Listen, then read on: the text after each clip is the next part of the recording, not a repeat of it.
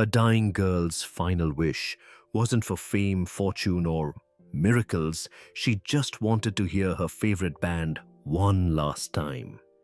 Keanu Reeves opened her letter minutes before rehearsal and walked out without a word. What happened next in that hospital room left even the nurses in tears, and the world would never forget it. Before we continue this incredible story, let us know where you're watching from. If you enjoy stories like this, subscribe to the channel because tomorrow we have another inspiring story you won't want to miss. The room was buzzing with quiet energy. Strings were being tuned, drumsticks tapped against thighs, and a low hum from an amp filled the background. It was a typical pre-rehearsal afternoon for Dogstar, tucked away in a modest soundproof studio in Los Angeles. Outside, the sun was dipping just low enough to cast golden streaks across the carpeted floor. Inside, Keanu Reeves stood near the door, jacket still on, holding a small white envelope in both hands. It had arrived just minutes before a staff runner had handed it over without a word. No official stamp, no PR filter, just his name handwritten across the front in careful block letters. Keanu studied it for a moment, his fingers unmoving. Something about the way the ink curved told him this wasn't fan mail in the usual sense. He slid his thumb under the flap and opened it slowly, deliberately, like a man about to discover something he couldn't put back. Inside was a folded letter, and paper-clipped to it was a small photo. He looked at the picture first. A girl no older than 20, bald thin, her face pale but glowing. She was smiling with a quiet kind of bravery, her hand giving a peace sign from what looked like a hospital bed. Behind her, a faded Dogstar poster was taped to the wall. She wore a t-shirt from one of the band's earliest tours. Keanu stared at it longer than he meant to. Then he unfolded the letter. The handwriting was uneven but steady, the ink slightly smudged, as if it had been held tightly while written. Dear Keanu and Dogstar, my name is Emily Carter. I'm 20 years old, and I'm in the oncology ward at Lincoln Mercy Hospital in Nebraska. I've been fighting cancer for over a year now, and my doctors recently told me that there's nothing more they can do. I probably don't have long. Keanu's eyes traced the next line with a growing tightness in his throat. I know you're touring again. I've followed your music since I was a kid. Your songs, especially Glimmer, got me through every chemo session. I used to pretend I was at your concerts, singing in the crowd, feeling like life was still mine for a few hours. He paused, swallowing hard. I don't want to ask for too much. I know you're busy and the world is big. But if you're ever nearby, if there's any way to hear you play live even once, it would mean the world. I may not be strong enough to come to a concert anymore, but hearing you even just for a moment would be more than a dream come true. Even if I don't get a reply, thank you for the music. Thank you for reminding me that I still exist in a world of sound. Love, Emily. Keanu blinked slowly, his fingers trembling as he folded the letter back into place. The hum of the room around him faded into silence. He looked again at her face in the photo. Then, without a word to anyone, he turned and walked out of the room. The hallway outside the rehearsal room was narrow and dim, lit by long fluorescent tubes that buzzed faintly overhead. Keanu stood there alone, one hand pressed against the wall, the other still clutching the letter and the photo of Emily. His head was down, shoulders heavy. For a long moment, he didn't move. Behind the closed door, the sounds of tuning and casual laughter continued. Rob was running through a riff.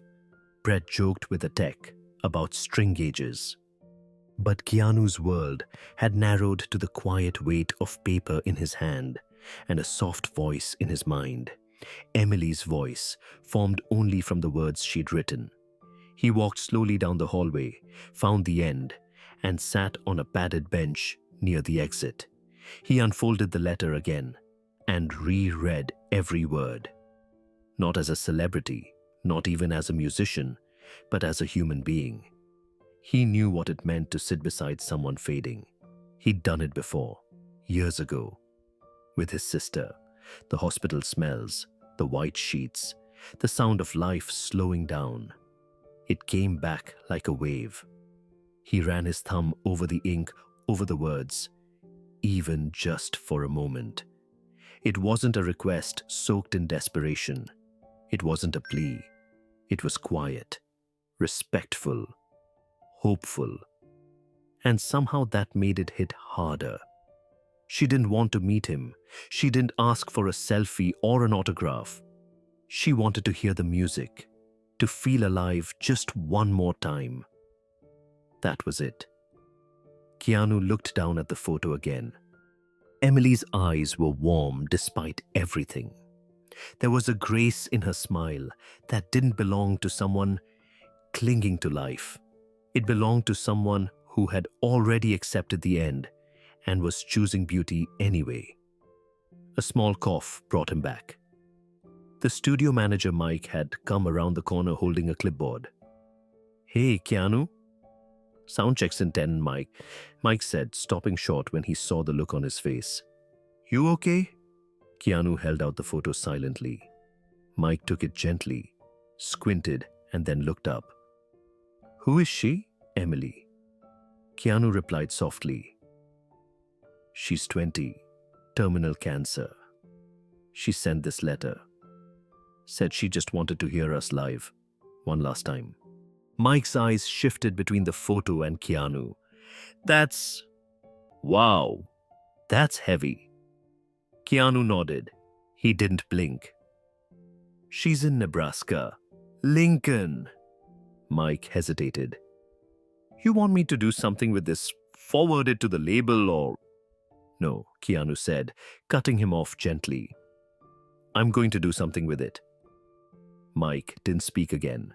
He simply handed the photo back and gave a small nod before stepping away. Keanu sat there another full minute, quiet and still. Then he stood, walked back toward the rehearsal room, and pushed the door open. The band looked up. He didn't sit down. Keanu walked to the center of the rehearsal room, the photo and letter still in hand. The noise inside slowly faded. As the others noticed something had shifted, Rob set down his guitar. Brett looked up from adjusting his amp. A quiet ripple moved through the room as each of them waited for Keanu to speak. He didn't begin with a speech or an explanation. Instead, he just held up the letter and looked at his friends, his bandmates, the men who'd been on this musical journey with him since the beginning. "This came just now," he said, voice calm but weighted. "It's from a girl named Emily. She's 20 years old. She's in the final stage of cancer. And her last wish, literally her last, is to hear us play." No one moved. "She's in Nebraska, a hospital in Lincoln," Keanu continued. "She doesn't think she'll make it to the concert. She doesn't want backstage passes or a meet and greet. She just wants to hear the music." The silence deepened. Rob looked down jaw-tight. Brett exhaled slowly, rubbing the back of his neck. Keanu added, "She might not make it through the week." Rob finally spoke. "How long would it take to get there?" "Flight's a few hours," Keanu said. "We wouldn't need to bring full gear. Just acoustic. Keep it simple." Brett looked toward the calendar posted near the door. "The show's in 2 nights. Sold out." Keanu nodded. "I know. But this can't wait." For a few seconds, no one said anything. The hum of the fluorescent lights above seemed louder than ever. Then Brett stepped forward. "Let's do it." Rob gave a soft nod. "Yeah. We owe it to her." Mike re-entered the room cautiously, unsure of what he was walking into. Keanu turned toward him. "We need to reroute everything," Keanu said. "No press, no headlines. Just us, our instruments, and a hospital room." Mike blinked. "You're serious?" "As serious as it gets." Keanu looked down once more at the letter. He ran his fingers over the closing lines. "Even if I don't get a reply, thank you for the music. Thank you for reminding me that I still exist in a world of sound." He folded it carefully, tucked it into his jacket pocket, and looked around the room. "We can't wait until the concert," he said softly. "She might not make it." No one argued. Rob walked toward his guitar case and began pulling out an acoustic. Brett started unplugging amps, already making a list in his head. Keanu stepped to the side, pulled out his phone, and started searching for the nearest flight to Lincoln, Nebraska. The rehearsal was over before it ever began. And in that quiet decision, something far more powerful than a performance had already begun to take shape. Emily Carter was born in Omaha, Nebraska, on a rainy September morning. From the very beginning, she had music in her veins. Her father, David, was a mechanic with a deep love for 90s rock, and her earliest memories were wrapped in sound, drumming her fingers on the dashboard as they cruised the back roads of Nebraska with the windows down, the radio turned all the way up. She was only 5 when she first heard Dogstar. Her dad had picked up an old CD from a gas station bin. He popped it in and said, "You might like this one, Em." The guitar kicked in, the bass followed, and the little girl in the back seat lit up. She didn't understand the lyrics, but she didn't need to. The rhythm hit something deep inside her. From that moment on, Dogstar became their thing.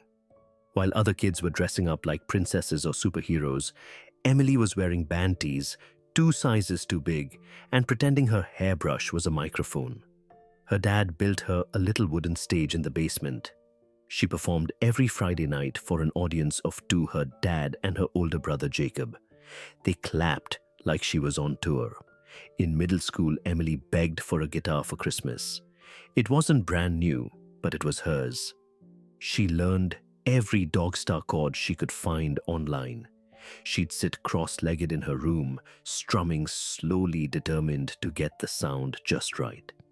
She once told her mom that if she ever saw Dogstar live, she'd probably faint on the spot. Her mom had laughed, but also said gently, "Well, honey, keep dreaming big." She did. But then, at 19, her world shifted. What started as fatigue and unexplained bruises turned into hospital visits. Then, blood tests. Then a quiet, sterile room with a doctor holding a clipboard too tightly. The diagnosis was rare, aggressive, the kind of cancer that made oncologists hesitate before they spoke. Emily tried to be strong from the beginning. "We've got this," she told her family, flashing that same defiant smile she'd worn in every school photo. She began treatment at Lincoln Mercy Hospital, where the long halls soon became familiar.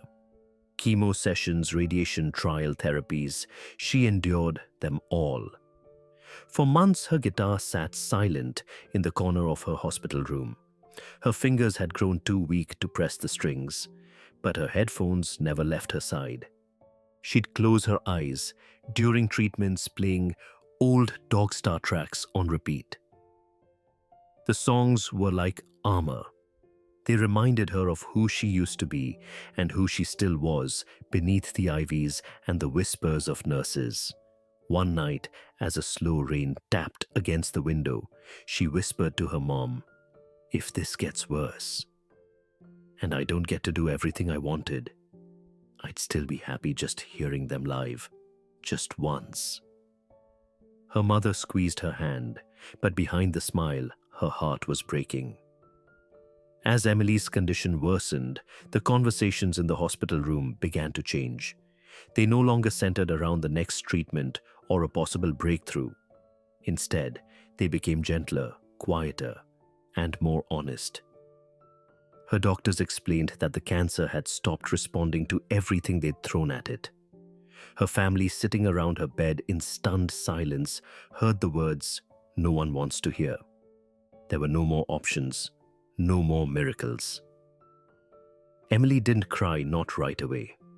She looked at her brother Jacob, then her mom, and simply said, "So, I guess we just focus on living now." In the days that followed, her family came together to create a bucket list. Jacob printed it out and taped it beside her bed. They asked her what she wanted most: skydiving, the beach, a trip to New York. She smiled and shook her head. "I don't need big things. I just want music." Her mom sat at the edge of the bed, gently brushing a strand of thinning hair behind her ear. "We can still go to a concert, honey. There's one at the stadium next month." Emily turned her head slowly. "Not just any concert. I want Dogstar." Jacob raised his eyebrows. "Keanu Reeves' band." "Are they even still touring?" "They are now," Emily said softly. "They're doing small venues again, acoustic sets. I saw a video online. He still plays bass. He looks happy." Jacob checked the tour schedule on his phone. Closest stop is in Chicago. That's 8 hours away. "You think you can handle a road trip?"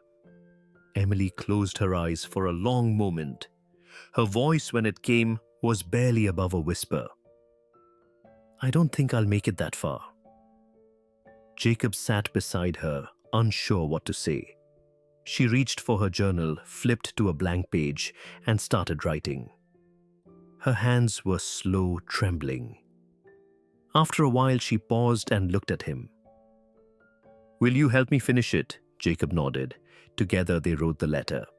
Emily chose every word carefully.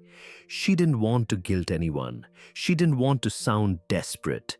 She just wanted to be honest. She told Keanu and the band what their music had meant to her over the years, how it had lifted her in moments of fear and carried her through the darkest nights. She ended it with, "Even if I don't get a reply, thank you for the music. You reminded me that I still exist in a world of sound." When it was done, Jacob folded the paper and tucked a recent photo inside the one where Emily was smiling despite everything, holding her peace sign up in front of the hospital room's Dogstar poster. Her mother watched from the corner and tried to stay strong. Later that night, when Emily had fallen asleep, she whispered to Jacob, "Don't let her get her hopes too high. Celebrities get hundreds of these." Jacob looked at the envelope on the desk. "Maybe, but she really believes he'll come." The letter was mailed the next morning. Jacob dropped it into the blue mailbox across the street from the hospital, pressing the flap down as if sealing a promise. He stood there a moment longer than necessary, watching it disappear into the dark slot, knowing full well how slim the odds were. Still, he whispered under his breath, "Please." Back inside, Emily was having one of her better mornings. Her nurse Clara brought in a small speaker and played soft rock while adjusting her IV. Emily hummed along. Her voice had grown faint, but the rhythm still lived in her fingers. She tapped along to the beat as best she could, smiling when Clara sang the wrong lyrics. Her mom brought in fresh pajamas with stars on them, Emily's favorite. She helped her change, then brushed her daughter's hair gently, what little was left of it. Emily leaned back into the pillow and whispered, "Do you think he'll get it?"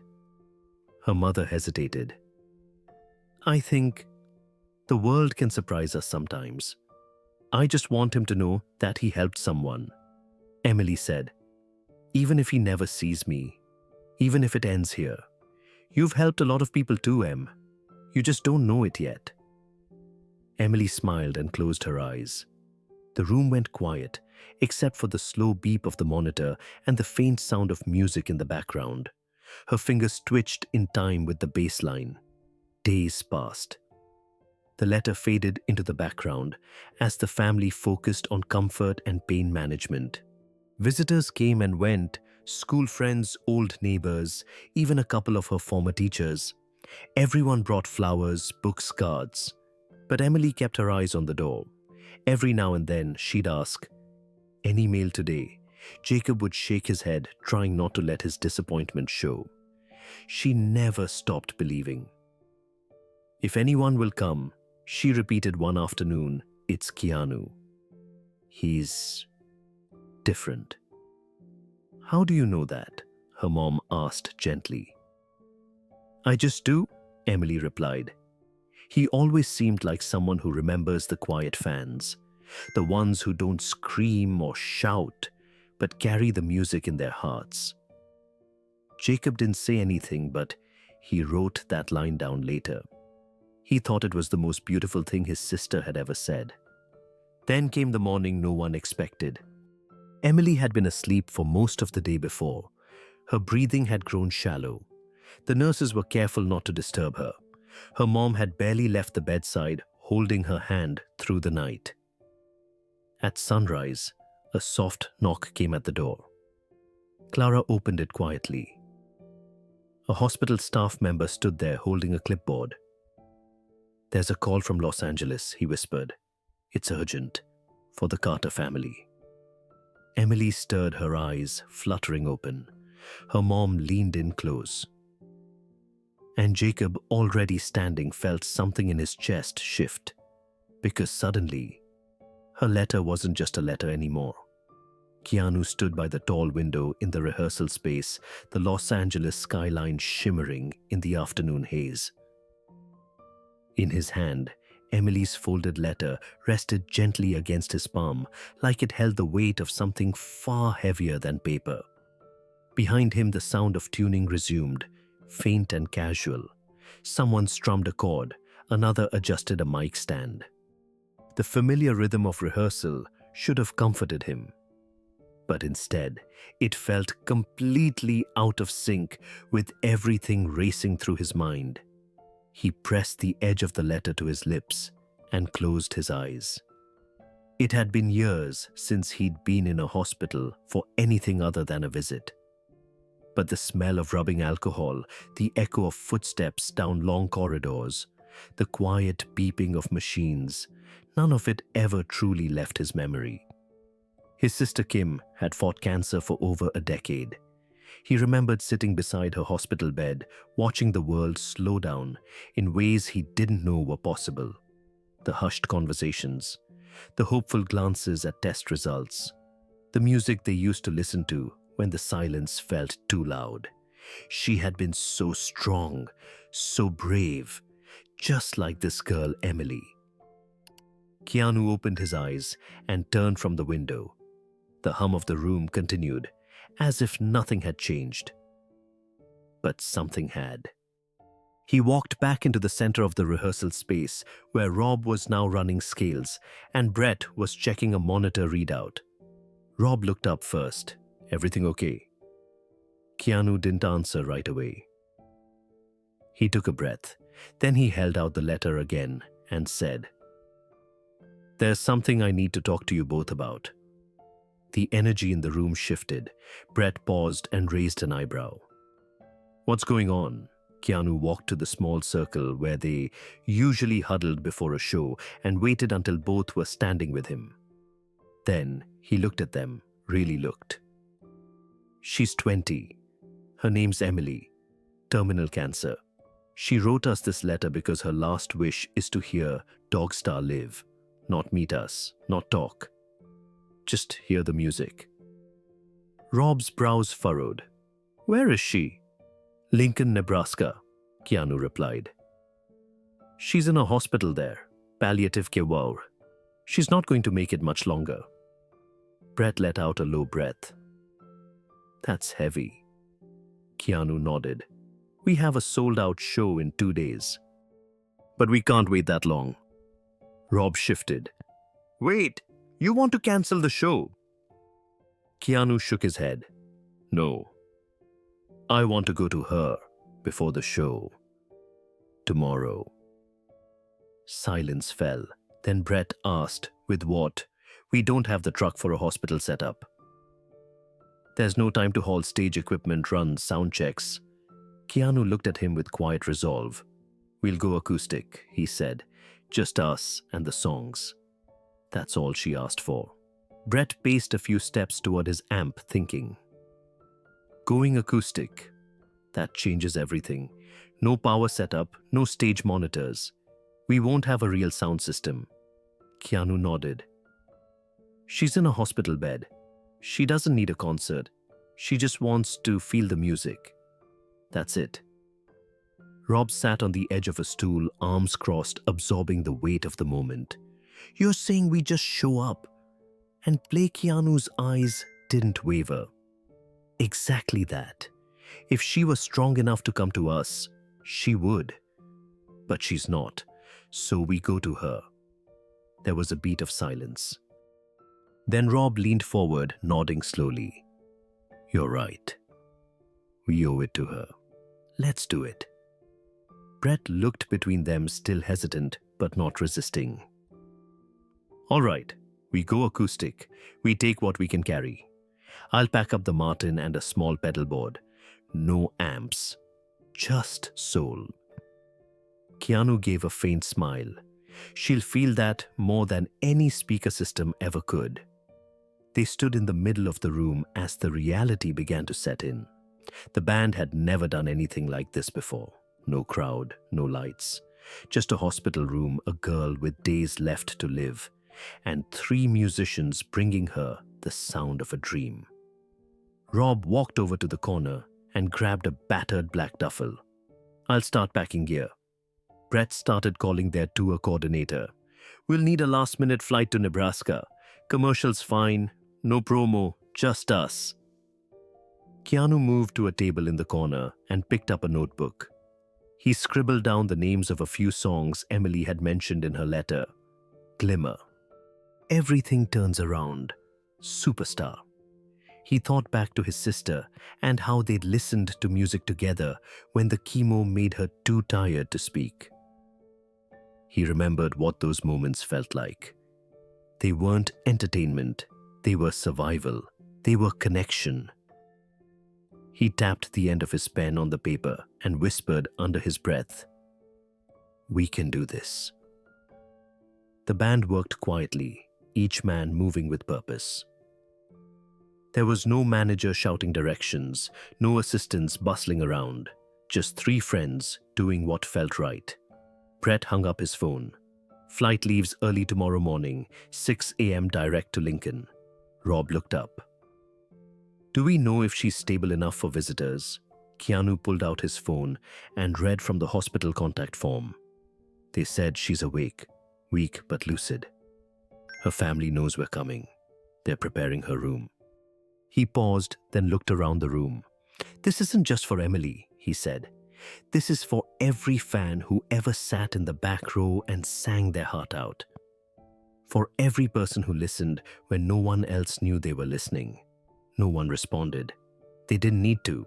They just kept packing. As night fell outside the studio, the mood inside became focused, solemn, but deeply alive. The usual banter was gone, replaced by careful movement and quiet understanding. The gear was minimal. 2 acoustic guitars, a compact bass, a small shaker for rhythm, and 1 portable speaker that could run without much setup. Nothing flashy, just enough. Keanu stood over his bass case, checking every string and tuning peg. His fingers ran along the wood like he was touching something sacred. For the first time in a long while, this wasn't about entertainment or performance. This was about being present, being human, being real. Mike, the studio manager, reappeared in the doorway. You guys really heading out for Nebraska? Keanu nodded. First thing in the morning. Mike crossed his arms. You're supposed to have press calls tomorrow and a tech check at the venue. Brett stepped in. We'll make it back in time. But this comes first, Rob added. If it doesn't happen now, it never will. She doesn't have much time. Mike looked between them, then softened. You need anything from me? Keanu looked up. Just keep it quiet. No press, no announcements, no spotlight. Mike gave a small nod. You have my word. He left them to their preparation.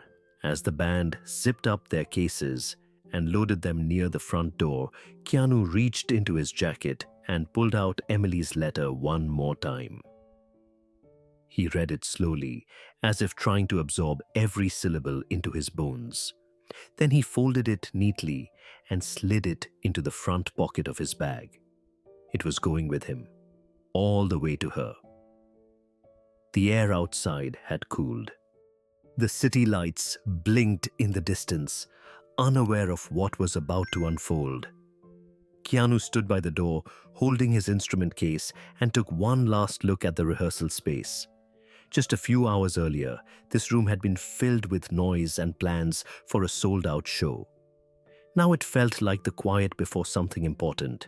Not a performance, a promise. Brett slung his guitar over his shoulder. I hope we're not too late. Keanu's voice was steady. We won't be. Rob locked the van and called out, We're packed. They stepped out into the lot together, 3 men walking into the unknown, with no cameras, no headlines, and no idea what would greet them on the other side of the flight. But they knew what they were carrying. A sound. A message. A gift. As the door closed behind them, the final words of Emily's letter echoed silently in Keanu's mind. We can't wait until the concert. She might not make it. He didn't intend to wait another minute. The van rolled up to the terminal just after 4:30 in the morning. The city was still half asleep, wrapped in a quiet mist that blurred the streetlights and softened the edges of everything. No security detail, no entourage, just 3 musicians with carry-on gear and tired eyes. Keanu stepped out first, slinging his black soft case bass over his shoulder. Rob followed with 2 small instrument bags, while Brett wheeled a hard case with acoustic guitars padded inside. Their roadie Marcus had offered to drive without hesitation, and now he leaned out the window, giving a small wave. You guys sure you don't want me to come along? He asked. Keanu shook his head. This one's personal. Marcus nodded once. I'll be here when you get back, whatever you need. They entered the terminal without fanfare, blending in with the early morning travelers. Keanu wore a hoodie pulled low head down. Not out of secrecy, just focus. They weren't here for autographs. They were racing time. Inside the gate area, they found a quiet corner and sat in silence. Rob put in earbuds. Brett flipped through his phone. But Keanu didn't move for a while. His hands rested on his bag, his eyes fixed on the floor. Then slowly, he unzipped the front pocket and pulled out the letter. He unfolded it, carefully smoothing the creases with his palms. His eyes scanned the familiar lines, but he didn't stop there. He reached for a pen from his jacket and began underlining. One line in particular, even if I don't make it to your show, I'll be listening from somewhere. He read it twice, then marked it. His hand trembled slightly. He looked up at the gate monitor. The flight to Lincoln was boarding in 20 minutes. A nurse at Lincoln Mercy Hospital, Clara, had called late the night before. Her voice was kind but cautious. Emily had a hard night, she said. Her breathing's slower. She's alert but very fragile. Will she still be awake when we get there? Keanu had asked. I think so, Clara replied. But please don't wait too long. Time's not something we can promise her anymore. He had thanked her and ended the call in silence. Now on the way to the boarding line, he kept the letter close. The only reason he was walking through that terminal, the only reason he was boarding this flight, was because a dying girl believed he would. And because deep down, he believed that too. Not just in the obligation, but in the sacredness of showing up. He turned to Rob and Brett as they approached the gate. You guys good, Rob nodded. We're ready. Brett adjusted the guitar case. Let's go bring her the music. They walked down the jet bridge, not knowing what they'd find on the other side, but knowing exactly why they were going. The plane lifted into the sky as the first rays of sunlight broke over the horizon. Keanu stared out the window, watching the clouds roll beneath them. The engines hummed, and the cabin was still.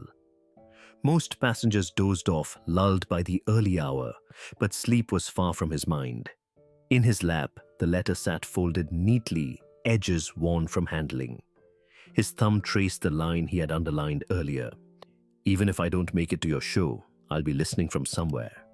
It wasn't just poetic. It felt prophetic. Like Emily already knew her time was running short. Rob leaned over from the aisle seat. How long till we land? Keanu checked the time. Just under 3 hours. Brett, seated beside them, whispered, We'll have maybe 30 minutes to tune and set up once we get to the hospital. You think that's enough? Keanu looked down at the bass case tucked under the seat in front of him. It'll have to be. Meanwhile, 11300 miles away at Lincoln Mercy Hospital, the staff was quietly preparing. Word had traveled quickly. Clara, Emily's favorite nurse, had received the call personally. The voice on the other end had been calm, polite, and direct. This is Dogstar's team. Keanu Reeves and the band are flying in this morning. They'd like to visit Emily Carter and play a short acoustic set for her. Please confirm. At first, Clara had thought it was a prank, but when the coordinator gave specific names, arrival times, and a contact number, the air shifted. She ran down the hallway toward Emily's room, breathless and barely able to contain the words. Inside, Emily was awake, propped up slightly by pillows. Her mother was sitting at her bedside, gently sponging her forehead with a cool cloth. Her brother Jacob was reading aloud from an old music magazine, pausing now and then when Emily's eyelids drooped. Clara knocked softly and stepped inside. Sorry to interrupt. Emily opened her eyes slowly. Hey, Clara. Clara walked over and knelt beside the bed. She smiled, but her eyes glistened. Emily, I just got off the phone with someone from Los Angeles. You're not going to believe this. Emily blinked, confused. Is everything okay? Clara nodded, her voice shaking. Dogstar is on a plane right now. They're coming here. Today. The room froze. Emily's mother gasped. Jacob sat up straight, holding the magazine like it had caught fire. Emily didn't say anything. At first, she just stared at Clara. Her lips parted, but no sound came out. Then slowly, her eyes filled with tears. They're really coming. Clara nodded again. Yes, all of them. Keanu included. Emily whispered, I knew it. Her voice cracked. I knew he wouldn't forget. Her mother reached for her hand, trembling. Jacob looked toward the ceiling, as if saying thank you to someone he couldn't see. Clara stood and quietly left the room. She had more calls to make. The flight touched down in Lincoln just after 10 Huru a.m.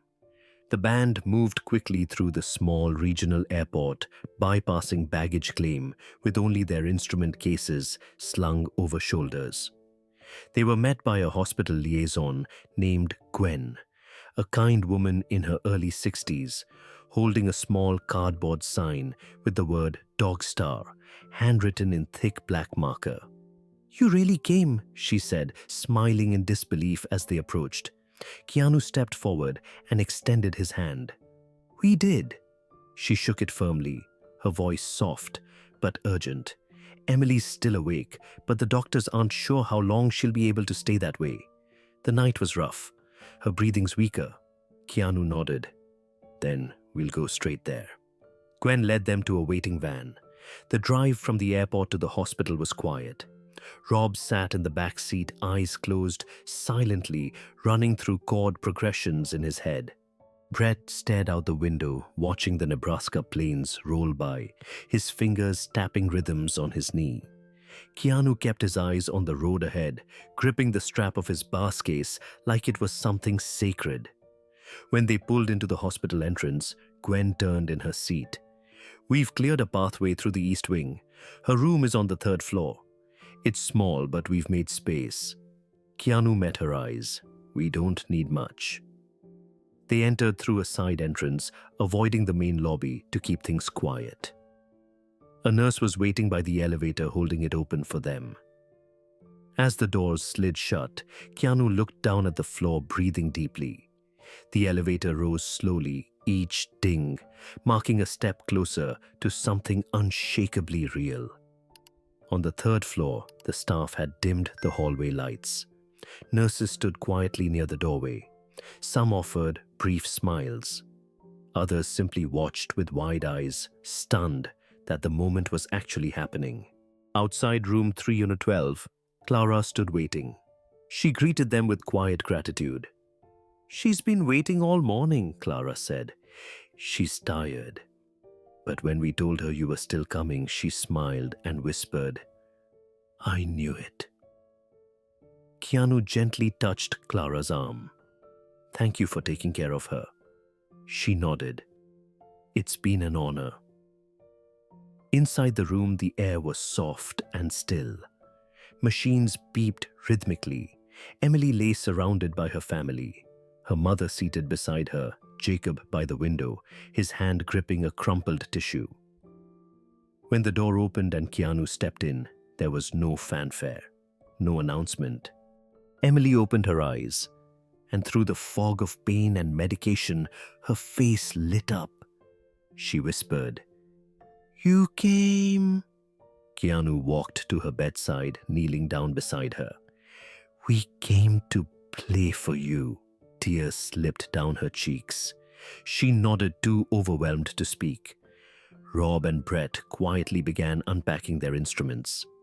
And as Keanu unzipped his bass case and tuned the strings gently by ear, he glanced once more at the letter in his jacket pocket. They had made it, just in time. The hall outside room 312 was hushed, lined with nurses and staff who had quietly stepped aside. A few exchanged glances, not speaking but knowing they were witnessing something rare. No camera crew, no fanfare. Just 3 men carrying instruments and a promise. Keanu stepped through the door first. The moment he entered, Emily's mother stood up so quickly, her chair scraped against the tile. She pressed her hands to her mouth, trembling. For a moment, she didn't say a word. Then all at once, the emotion overwhelmed her. Her breath caught. Tears spilled down her cheeks. She covered her face, trying to stay composed, but failing. "You're really here," she whispered. Keanu gently set down his case and walked toward her, arms open. She collapsed into him, sobbing into his shoulder. I didn't know if..." "You don't have to say anything," Keanu said softly. "We're here now." Rob and Brett followed quietly, nodding to the family.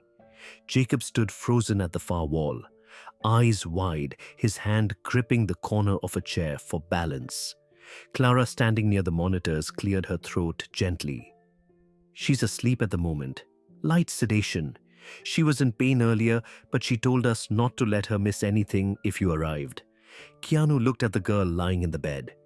Emily's body seemed so small beneath the pale blue blanket. Her face was turned slightly toward the window where the late afternoon light was painting a golden stripe across the sheets. Her breathing was shallow, measured only by the slight rise and fall of her chest and the soft beeping of the monitor beside her. "She's even more beautiful in person," Rob murmured from behind, eyes wet. The nurses moved swiftly, dimming overhead lights and adjusting IV lines with practiced hands. One gently fluffed Emily's pillow, another lowered the room temperature slightly. Clara moved the monitor screen to the side so it wouldn't block the musicians. Every motion was done with care, like they were preparing a sacred space. Keanu walked to the side of the bed, dropped to one knee, and leaned in close. He didn't speak loudly. He just whispered her name soft and warm. Emily. Nothing at first. Then her eyebrows twitched. Her head turned slightly toward the sound. He tried again, his voice barely above a breath. Emily, it's Keanu. We're here. Just for you. Her eyelids fluttered. Slowly, with effort, they lifted. Her eyes searched the room as though trying to reconcile dream from reality. When they landed on his face, something changed. Recognition bloomed. Her lips parted. Am I dreaming? She rasped. Keanu smiled, his voice thick with emotion.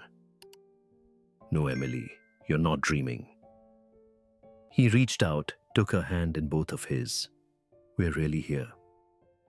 And we came just to play for you. Her eyes filled with tears. Then, without another word, she began to cry. The tears that streamed down Emily's face weren't heavy or loud. They came slowly, silently, like the final melt of snow on a spring morning. Her body was too weak for sobs, but her emotions reached every inch of the room. Her mother stood just behind Keanu now, hand over her heart, as if holding in the sound of her own grief. Keanu didn't let go of Emily's hand. His grip was gentle but firm, as if anchoring her to something steady. She stared at him with glassy eyes, barely blinking, afraid that if she did, he might disappear. I thought maybe you'd get the letter, she whispered. But I never really expected. He leaned in closer. I read every word. You moved us, Emily. You reminded me why we do this. Her lips quivered. You brought the music to me. He gave her hand a slight squeeze. We weren't going to let you miss this. Brett had quietly set up his guitar on the far side of the room, sitting on a small stool Clara had wheeled in. Rob adjusted his position near the foot of the bed with a second acoustic. They moved like stagehands in a sacred theater, placing themselves where the sound would carry, but the energy would stay focused on her. Clara dimmed the lights further, allowing just the natural glow from the window to bathe the space. She turned off the fluorescent ceiling bulb completely, and the room softened. Shadows curved gently across the floor. The only other light came from the monitor next to Emily's bed, pulsing green in slow intervals. Jacob stepped closer, still stunned. He hadn't said anything since the band arrived. But now, watching Keanu hold his sister's hand, his voice cracked open. She never gave up on this. Not once. Not even when the doctors. Not even when we... He stopped, unable to finish. Keanu looked up at him and nodded with understanding. She believed. That's what matters. Jacob turned away briefly to hide his face, wiping his eyes. Emily turned toward the corner where Brett was seated. Will it be okay if I just lie here and listen? Of course, Brett said gently. That's what we came for. Her voice dropped even lower. No cameras, no lights, just sound. Please. Rob looked toward Keanu and nodded. We're here to play for you. That's all. Keanu leaned close again. You just rest. Let the music do the work. She blinked slowly. I can't believe you're real. He smiled faintly. I get that a lot. Her lips twitched into something that almost resembled a laugh, even as fresh tears glistened in her eyes. Then she closed them again, holding his hand, breathing slowly, and waited for the music. Brett strummed the first chord quietly, letting it drift across the room like a prayer. The sound was warm and soft, just enough to fill the space without overwhelming it. The strings vibrated gently, and every person in the room seemed to hold their breath. Emily's eyelids fluttered open again. Keanu was still beside her, one hand holding hers, the other resting on his bass. He didn't play yet. He was waiting, watching her. Her breathing was shallow, but her eyes were alert, filled with awe and disbelief. The first song was Everything Turns Around. It had been her favorite for years. The band chose it intentionally, knowing what it meant to her. Rob's chords were slow and steady, anchoring the melody, while Brett's guitar danced delicately above it. Keanu joined in by the second verse, plucking the bass strings with incredible softness. He barely touched the notes, just enough to make the music feel whole. Emily turned her head slightly toward the sound. The corners of her mouth curled into a fragile smile. Her voice was little more than a breath, but she whispered, "It's beautiful." Her mother had stepped back to the wall, now tears streaming silently down her face. Jacob had his hands over his mouth, as if trying to keep from crying out. Even Clara, the experienced nurse, who had seen more end-of-life moments than she could count, had to turn away for a second and wipe her eyes. No one moved. No one spoke. The music filled the room like light. Keanu watched Emily closely. Her face had changed since they first walked in. There was still pain there, yes, but something else now, too, peace. Her forehead was no longer furrowed. Her body, so frail beneath the covers, had somehow relaxed. She was listening, not just with her ears, but with her entire soul. As the final chord of the song lingered, no one clapped. There was no applause, no shouts of approval, only silence. It was the kind of silence that says everything. Keanu leaned in again. "How are you feeling?" Emily's voice was soft. Like, I'm in a dream I don't want to wake up from." "We'll keep going," he said gently. "We've got time." "No," she whispered. "You don't. But you're here anyway." He didn't argue. He only smiled and nodded. "Then let's make the most of every second." Brett started tuning softly for the next song. Rob adjusted his grip. The room remained hushed, sacred. Emily closed her eyes once more, a single tear sliding down her temple. Her hand tightened briefly around Keanu's. He didn't let go. And as the next melody began to rise around them, there was only one thing left in the room. Love in the form of music. The hospital room had never been meant for music. It was narrow and filled with medical equipment, the air tinged with antiseptic and the steady rhythm of beeping monitors. But as the band moved slowly, deliberately, and without a word, the room began to feel different. Rob opened the latches on his worn guitar case and carefully lifted the instrument into his lap. He didn't test the volume or strum out of habit like on stage. Instead, he sat quietly, letting his fingers press the strings one by one, making sure each note was soft enough not to overwhelm.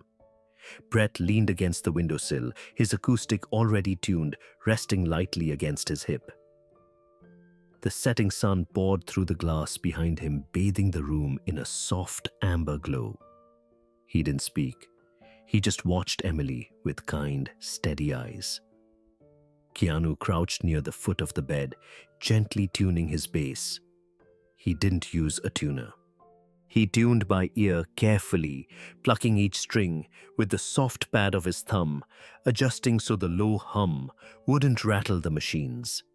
His hands moved slowly, thoughtfully, as if each vibration needed to ask permission to exist in the space. The room was silent, except for the soft sounds of strings stretching into tune. Emily was resting her head tilted slightly toward the sound. Her breathing remained shallow, but her eyelids lifted now and then, as if checking to make sure it was still real. When Keanu finished tuning, he looked up at her with a gentle smile. "We're ready," he said quietly. "What song do you want to hear first?" Emily opened her eyes fully. Her voice was no more than a breath, but it carried clearly in the stillness of the room. "Everything Turns Around." Keanu nodded once. Good choice, Rob said softly, already shifting into position. Brett lowered his chin hands on the frets, waiting for the cue. Keanu looked once at Emily, then began to count them in, softly, just a whisper. 1, 2, 3. The music began. It was slower than usual, adapted to the room and the moment. Brett's guitar carried the melody gently, his fingers dancing along the strings like falling leaves. Rob's chords held steady underneath, grounding the harmony. Keanu's bass lines were smooth and restrained, filling in the spaces without taking over. The heart monitor kept time in the background, a slow, patient rhythm. Emily's fingers, barely visible above the blanket, tapped lightly in time. Her head didn't move, but her eyes stayed open, locked on Keanu's face, then drifting toward the sound. The room seemed to exhale. The walls faded. The equipment faded. There was no stage. There were no lights. But in that moment, the hospital room wasn't a hospital anymore. It was a concert hall. And she was the only one in the audience. As the last note of the first verse hung in the air, Emily's lips moved ever so slightly. She wasn't strong enough to sing aloud, but her mouth formed each word silently. She knew every lyric, every pause, every rise and fall in the melody. Her mother, standing by the door, held a hand over her heart. Jacob sat in the corner with his elbows on his knees, watching in silence, eyes red.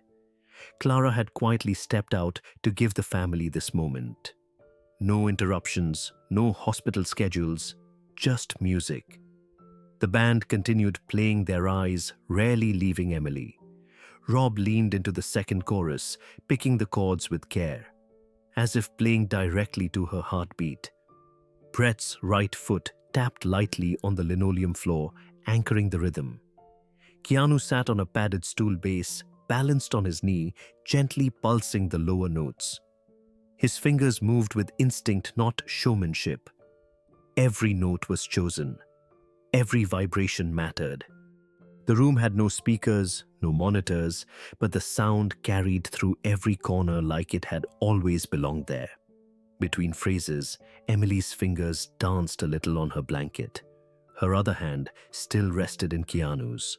When the final chord came, it wasn't met with applause. It was met with silence, a kind of sacred silence, the kind that follows something pure. Emily opened her eyes again.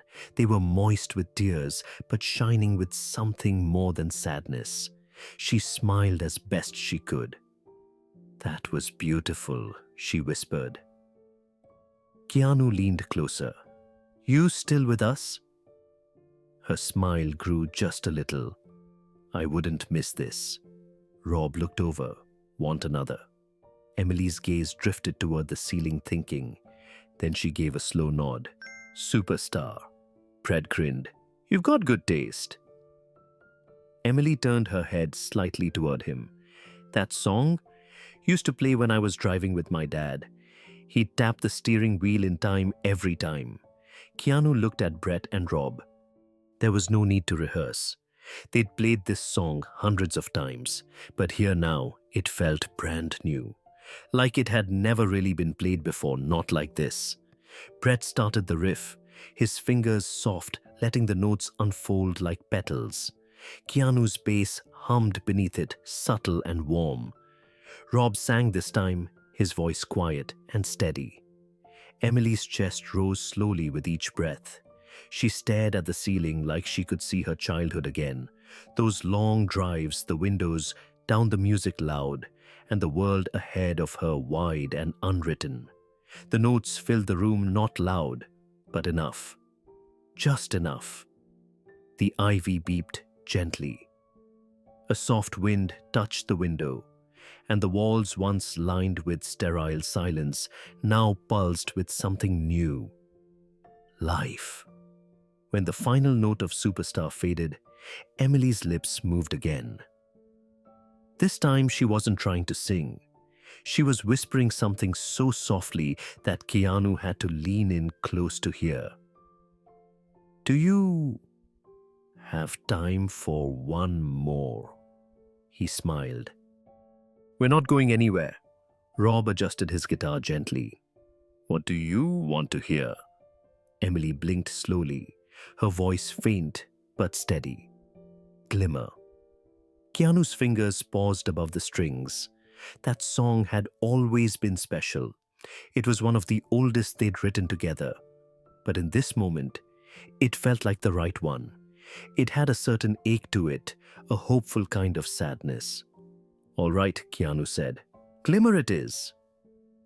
They repositioned slightly, making sure Emily had the clearest view possible. Her mother moved to the side, placing a hand gently on her daughter's shoulder. Jacob leaned in from the corner of the room, his arms wrapped around himself, like he didn't want to forget a single second. The band began to play. The melody was delicate, the chords slow and stretched. Keanu plucked the bass lines softer than he ever had before, almost like a lullaby. Brett's vocals floated over the room, worn with emotion but perfectly clear. Emily lay still, eyes wide, watching every movement. Her fingers didn't tap this time. Instead, her hand gently squeezed her mother's. About halfway through the song, her breathing slowed more than usual. Clara peeked in and quickly glanced at the monitor. She didn't speak, but her expression tightened. Keanu saw it too. He didn't stop playing. Instead, he locked eyes with Emily. The music surrounded her, soft and steady, the final verse unfolding like a whispered goodbye. As the last notes settled into the silence, Emily turned her head slightly toward Keanu. Her lips parted. "Thank you," she mouthed. Keanu leaned in, still holding his bass with one hand, and pressed his forehead lightly against hers. "You brought us here," he whispered. "You gave us the reason." She gave the smallest nod. Then, with one last breath, her eyes closed again. The room stayed still. Everyone waited, hearts frozen in the pause. The heart monitor beeped slow, steady. She was still there. But only just. Keanu set his bass aside and took her hand in both of his. He didn't say another word. No one did. Because something in the air had changed. The music had done what it came to do. And now the silence was just as powerful. The band sat still, unmoving. The light from the window curved across Emily's face, and for a moment it looked like she was smiling in her sleep. The light in the room had shifted again. It was late afternoon now, golden shadows stretching long across the white walls. The music had stopped for a moment, but something deeper lingered. A warmth. A stillness. Emily's breathing had grown softer, her chest rising just barely beneath the blankets. Her eyes stayed closed, but she was still there.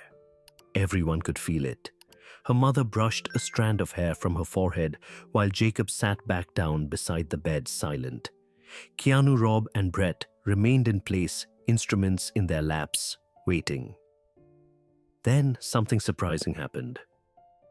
Jacob stood up, walked quietly to a nearby supply cabinet, and opened the bottom drawer. From it, he pulled out a small tambourine. It had been left behind weeks ago by a volunteer musician who came to entertain the pediatric wing. Somehow no one had returned it. He turned to the band, holding it up. "Mind if I—" Brett smiled. "You're in." Jacob walked to the edge of the room and took a spot just behind his sister's head, where he could see her face. He sat on a plastic chair and waited for the cue.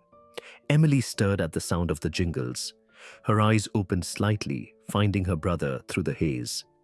"You're playing," she whispered, her voice scratchy. "Only for you," he said softly. A light laugh escaped her lips, dry and faint but real. The moment cracked something open in the room. Her mother smiled through tears. Clara peeked in from the hallway, then stepped fully inside. She leaned against the doorway and pressed a tissue to her cheek. "Let's play another," Rob said gently. "Which one?" Brett asked. Keanu turned to Emily, still holding her hand. "You choose." She blinked, thinking, then said, "The one that makes people dance." Brett chuckled. "That narrows it down." "Big nothing," she murmured. "That one." The band adjusted again. This one was a little more upbeat, though still stripped down to acoustic. Brett began with a light strum.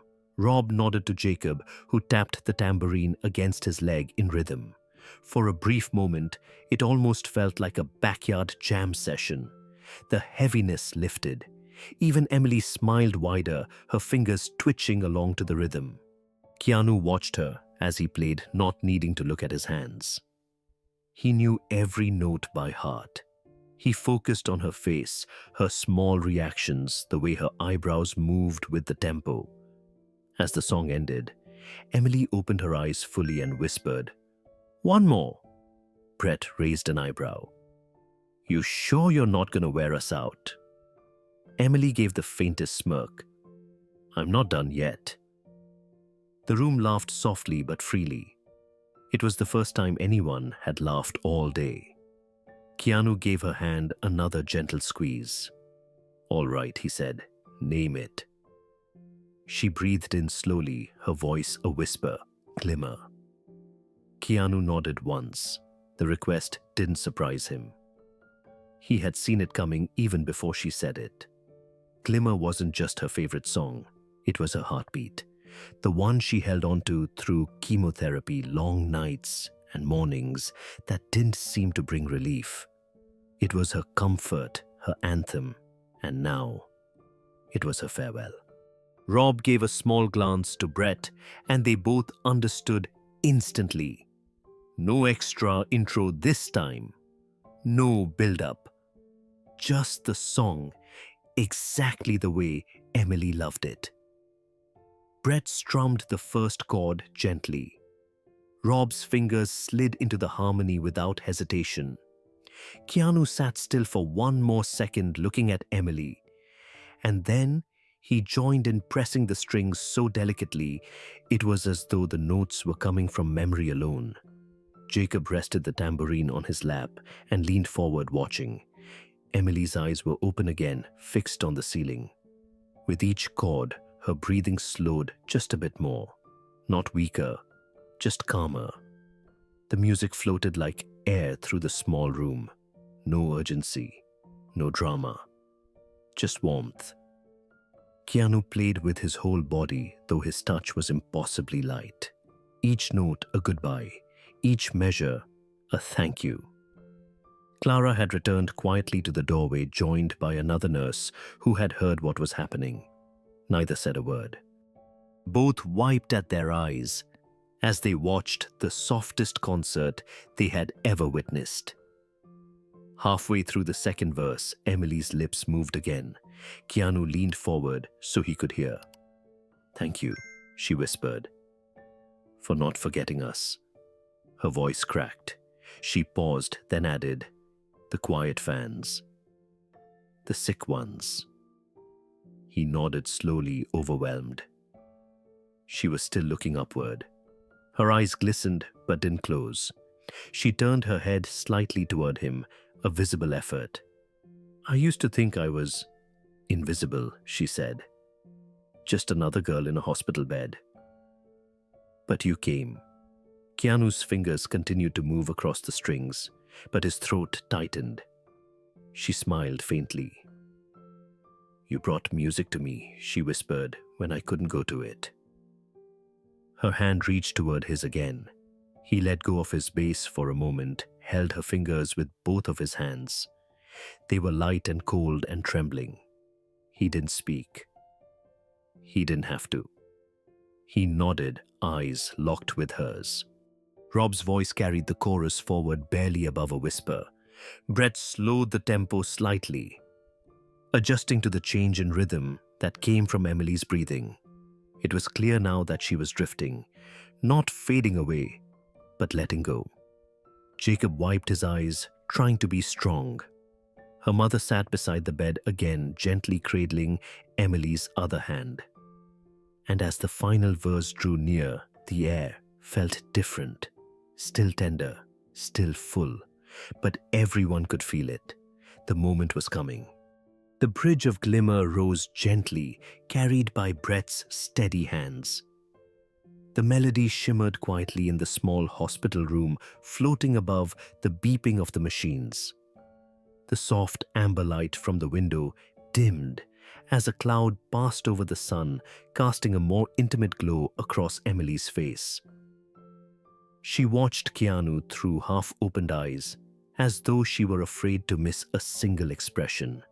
A softness surrounded her, not the sharp pain of earlier hours, but a kind of surrender, a peaceful settling. Keanu continued to play, but his gaze remained fixed on hers. He didn't blink. He didn't look away. Every note he played felt like a promise to stay with her until the very last second she needed him. Emily swallowed the movement slow. Her voice came again, no louder than a breath. "Don't be sad." Keanu leaned in closer, still playing. "I'm here," he whispered. She managed the smallest smile.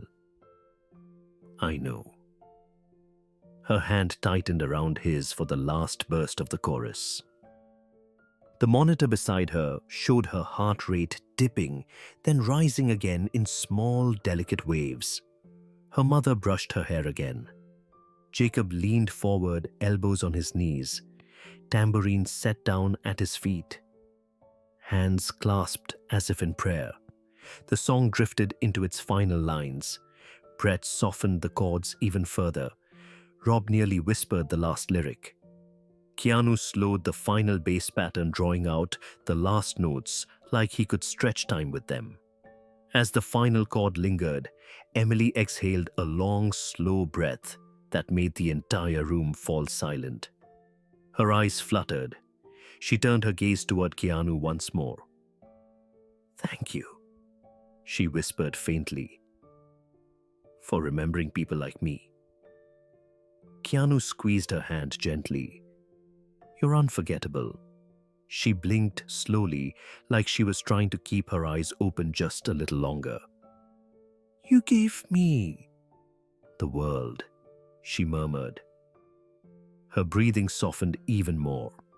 A long pause. Then another whisper, barely a sound. "You brought light when I felt dark." Her fingers loosened slightly around his. Keanu didn't move. He held her hand like it was the most delicate thing he had ever touched. "Emily," he whispered, "you're the light." A faint tear slipped from the corner of her eye. She summoned the last of her strength to lift her fingertips against his palm. And with a final breath, she said, "You gave me music when I couldn't go to it." The room filled with a stillness so complete it felt like the world had stopped turning. Her chest rose one more time, then gently fell. The monitor beside her steadied into a slow, soft rhythm. Not gone, just quiet, almost sleeping. Keanu closed his eyes for a moment, lowering his forehead near her hand. He couldn't speak. He just nodded, because no words could match what she had given him in return. The music had faded, but the room remained wrapped in its echo.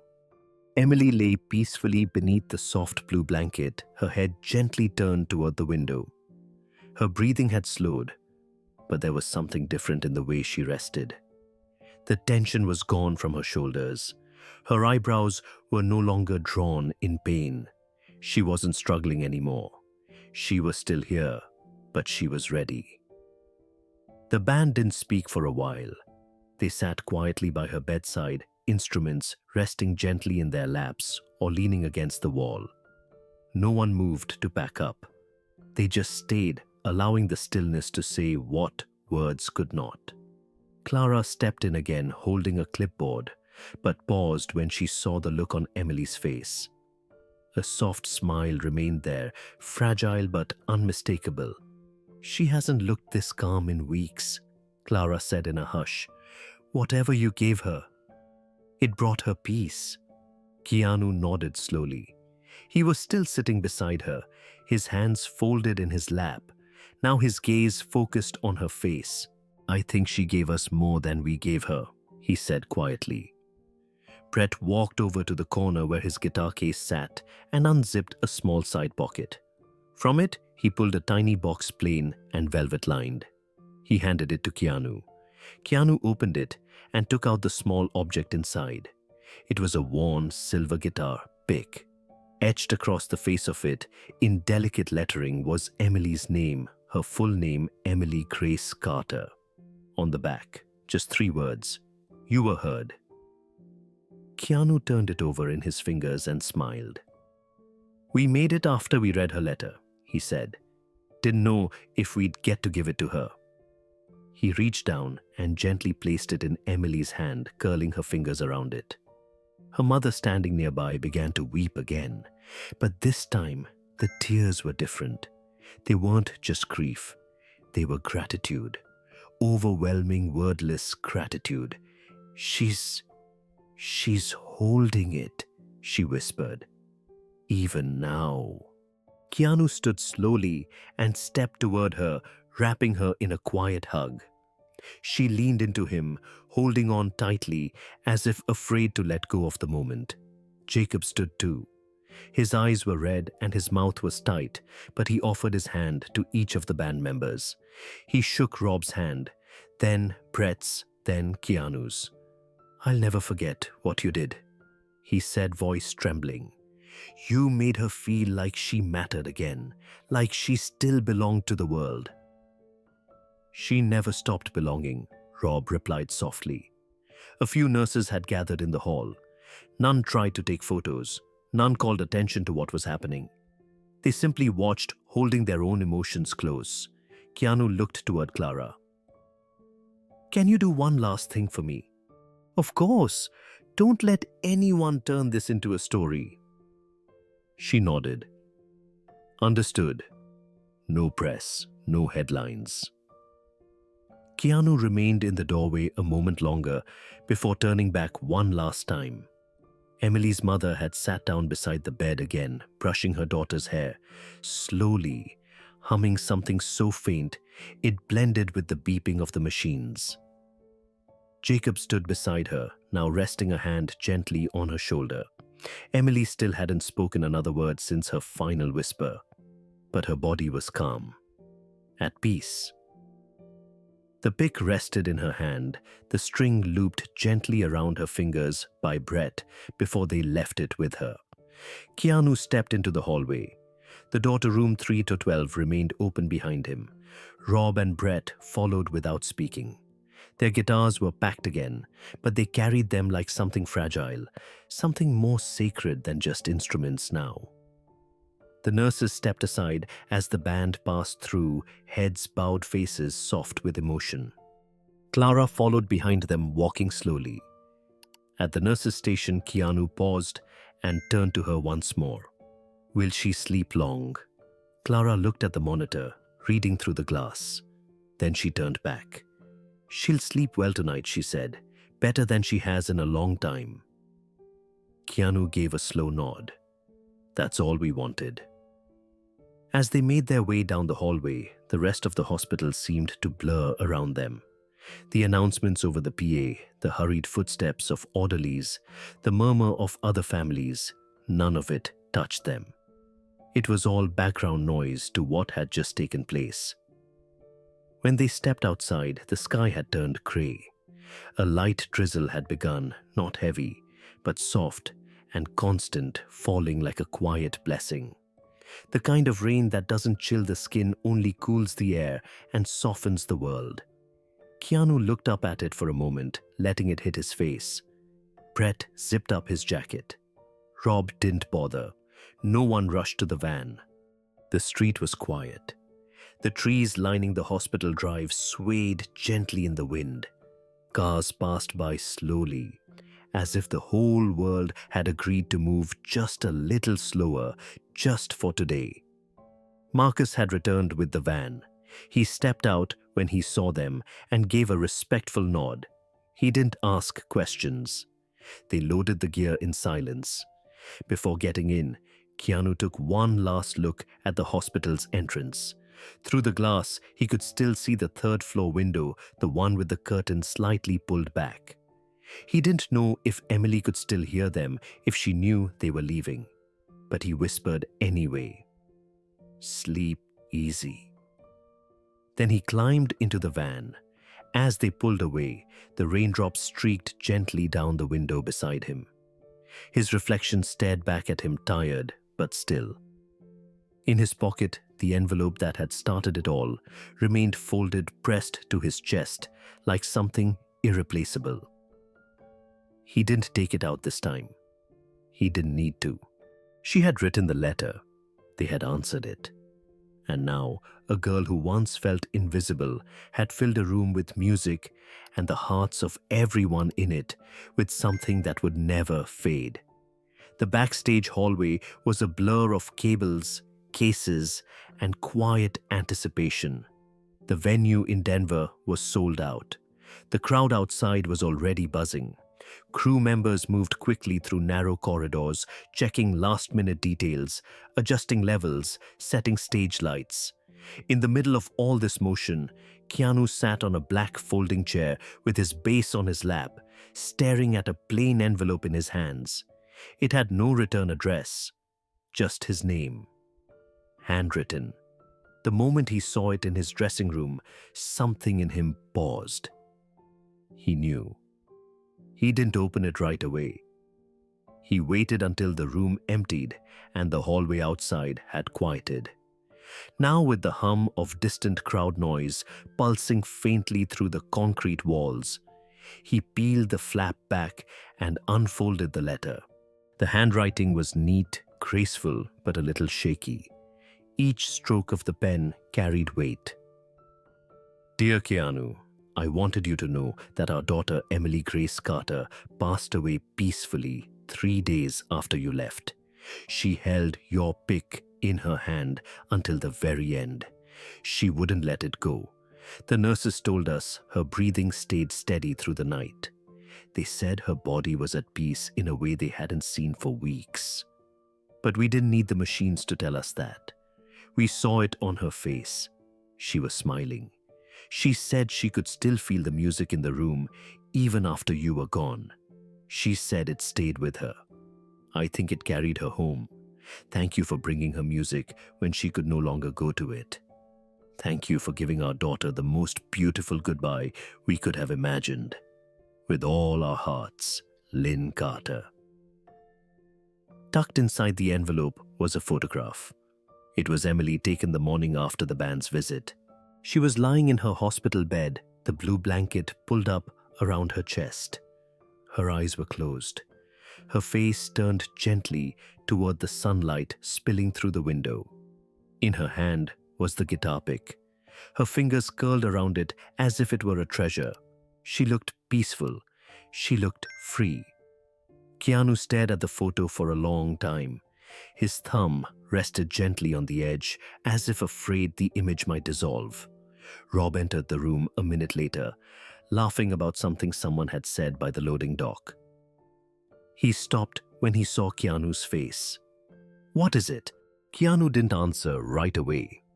He handed the letter to Rob without speaking. Brett stepped in behind them and paused when he saw their expressions. As Rob read, the color in his face changed. His jaw tightened. His shoulders fell. Brett took the letter next, reading slower. When he finished, he set it down on the table and leaned against the wall, wiping at his eyes. Keanu looked at both of them. "I want to play for her." Rob set the letter gently on the dressing table, careful not to crease it. He let out a long breath, one that trembled at the edges. "She really held the pick," he said softly. "All the way to the end." Brett nodded slowly, staring at the floor. "She waited for us. And we made it in time." Keanu still held the photo, his hand unmoving.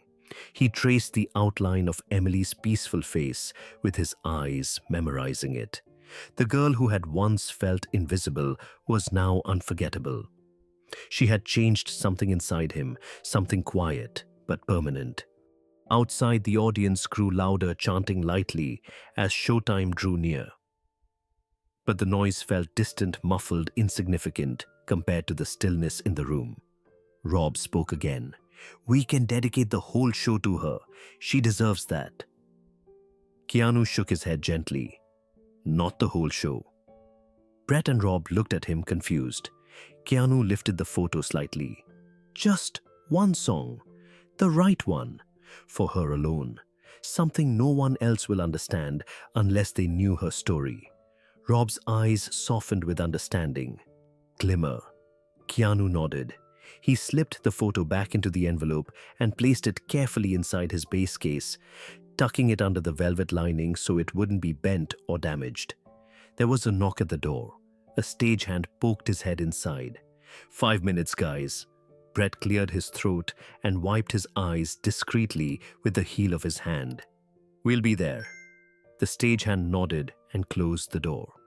The three of them gathered their instruments, not with the usual pre-show ritual, but with a quiet, steady purpose. No jokes, no nervous pacing, just intention. When they reached the side of the stage, the roar of the crowd was immediate. Dozens of voices shouting their names, cheering eager for the music to begin. The stage lights blinked on and off in warm patterns. Smoke curled up from the floor vents. But Keanu wasn't thinking about the show. He was thinking about Emily's soft tapping fingers on her blanket, her whispered, "Thank you." The way she looked at him like she was seeing something sacred. The way her breathing slowed, not in fear, but in peace. A voice called through the in-ear monitor channel. "Dogstar, ready." Rob spoke into the mic. "Ready." Keanu tightened his strap and closed his eyes for a moment. He wasn't praying, just remembering. Then the curtain rose. The crowd erupted. The first few songs were played with more emotion than usual. Brett's voice cracked once during a verse. Rob had to blink back tears during a chord change. Keanu played with a softness that carried through every measure. When the set reached its midpoint, Rob leaned into his mic. "We want to play something tonight for someone who couldn't be here," he said. "But she's still listening." Keanu stepped forward, gripping the bass gently. "For Emily," he said. The room fell silent instantly. Then Brett strummed the opening chord of Glimmer, and the sound filled the arena, not loud, not showy, but full of heart. Somewhere in a peaceful place far from pain, a girl who once felt invisible was smiling. The following night, the arena in Salt Lake City was packed. The lines outside wrapped around the block, and inside the crowd's chatter rose and fell like gentle waves. But despite the energy filling the space, there was a quiet undercurrent, a calmness, a sense that something meaningful was about to happen. During soundcheck, Keanu stood center stage with his bass strapped across his chest, but he wasn't playing. He was staring at the empty seats, remembering the way Emily's eyes had softened at the very last chord. He remembered the way she whispered her gratitude, so faint it barely carried across the room, yet strong enough to imprint itself forever. When the doors opened and fans poured in, Keanu kept mostly to himself backstage. He wasn't distant, but thoughtful, focused. The photo of Emily that her mother had sent him remained tucked inside his bass case, just like before, but tonight he placed it gently inside his pocket. The show began with the usual roar. Dogstar played their first few songs with energy, but also restraint, as if they were saving something for later. Brett's voice was steady and strong. Rob's guitar rang through the arena with warmth. Keanu's bass lines wrapped around the room like a heartbeat. Then came the moment. The stage lights dimmed unexpectedly. The audience quieted. A single spotlight rose slowly, illuminating Keanu as he stepped forward, one hand holding the microphone stand. The crowd expected him to introduce the next song, but instead of lifting his bass, he looked out over the thousands of faces and let the silence stretch. He wasn't nervous. He just needed the moment to breathe. When he finally spoke, his voice was steady but softened by emotion. Tonight, he said we play for someone who couldn't be here. The audience stilled even further. No whistles, no cheers, just silence. Keanu continued, "We play for Emily. She was 20 years old. She loved music more than anything. She fought her battles with courage that most of us will never understand." Rob and Brett stood slightly behind him, heads bowed. Keanu's fingers tightened briefly on the mic. Emily reminded us that music isn't about stages, or crowds, or fame. It's about the people who hold it close even when they can't be here in person. The quiet listeners, the ones who support us from hospital rooms, from homes, from places we'll never see. The arena lights remained dim, allowing the words to settle. He took a breath. "So tonight, we play for her. And for every fan who listens quietly, who believes, even when life makes it impossible to show up." A hush rippled through the crowd as if the entire arena was exhaling together.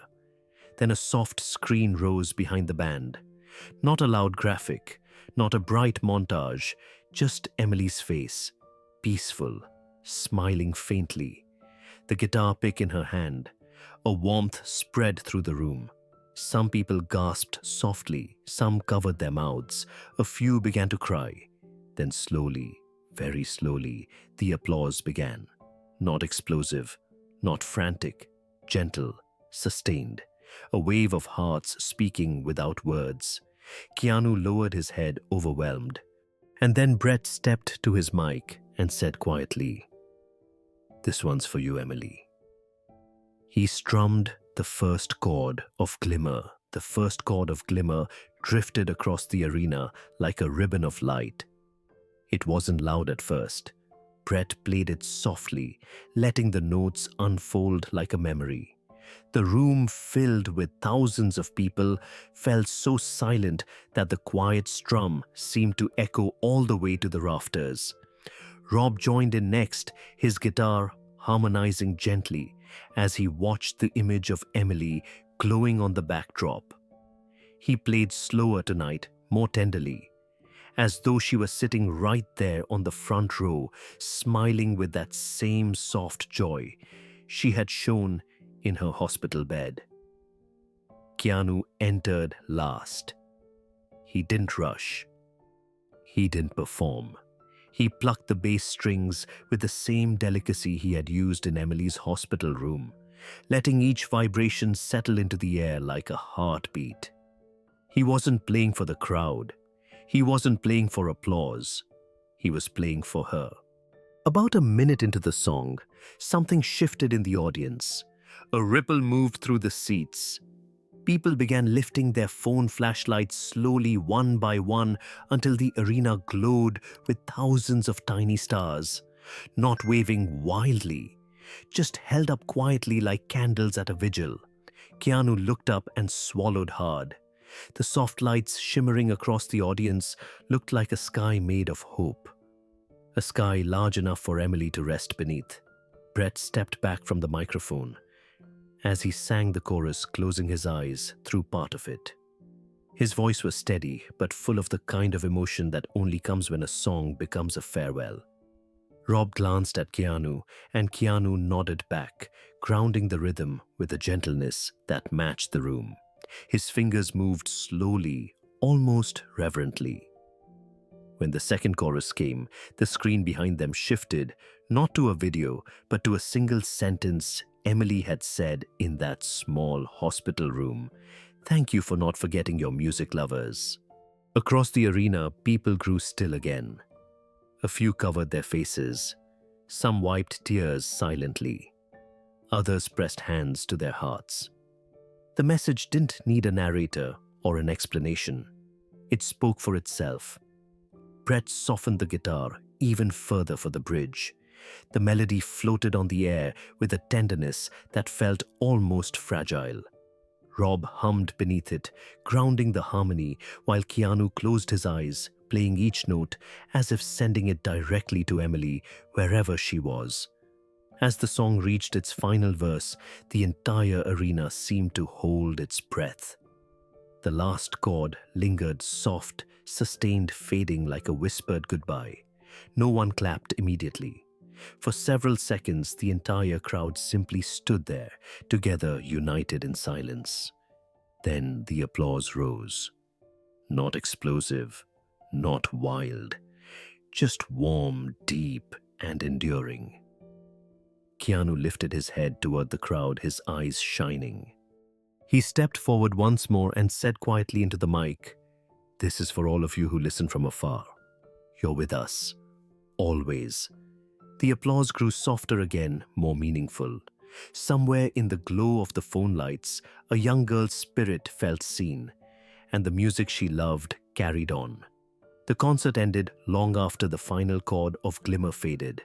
Fans lingered outside the venue, some holding candles, some hugging each other quietly as they talked about Emily's story. But by the time the crew finished loading gear and the lights dimmed across the arena, Keanu was already walking through the silent hotel hallway, bass case in hand, body tired but mind restless. He closed the door to his room behind him. The world outside fell away. No applause, no hum of backstage activity. Just quiet. He set his bass down gently in the corner, then walked to the small dresser near the bed. There, tucked beneath a stack of folded shirts, was a box he carried with him wherever the band toured. Most people never saw it.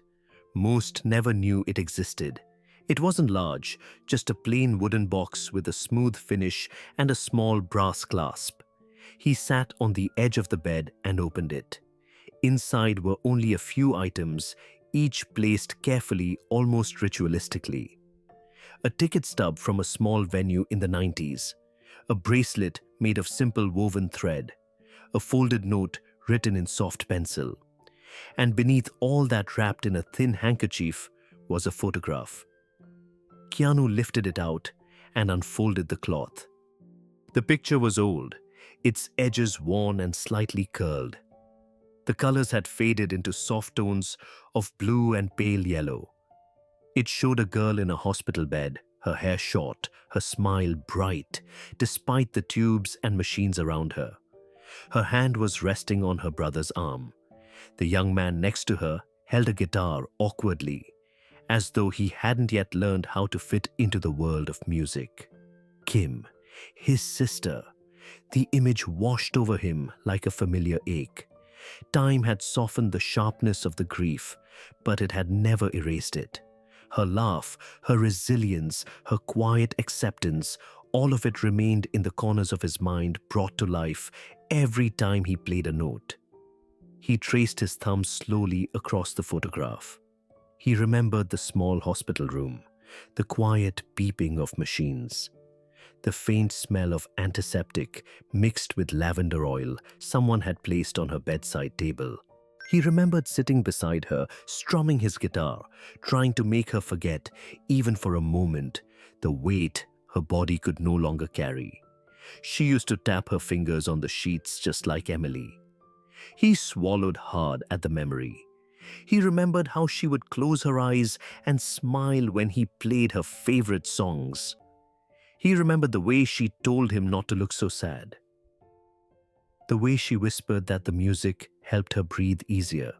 He remembered the last day when her breaths had stretched farther apart. He remembered how her hand rested lightly in his, how she whispered his name, how she said she could still hear the music even after he stopped playing. Emily's words had echoed those memories so closely that it felt like time had folded in on itself. Helping her hadn't been just an act of kindness. It was something else, something deeper, something unfinished inside him. Keanu held the photo a moment longer, feeling the familiar pressure in his chest. Not pain, just memory.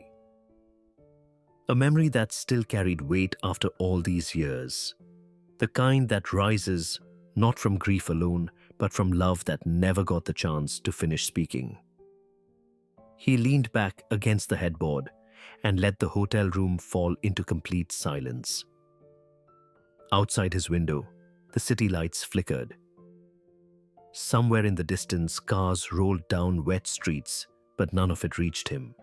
His world existed in the quiet space between the photograph and his thoughts. He closed his eyes, and the past unfolded. He saw himself sitting beside Kim's hospital bed, fumbling through chords, trying not to cry every time she smiled.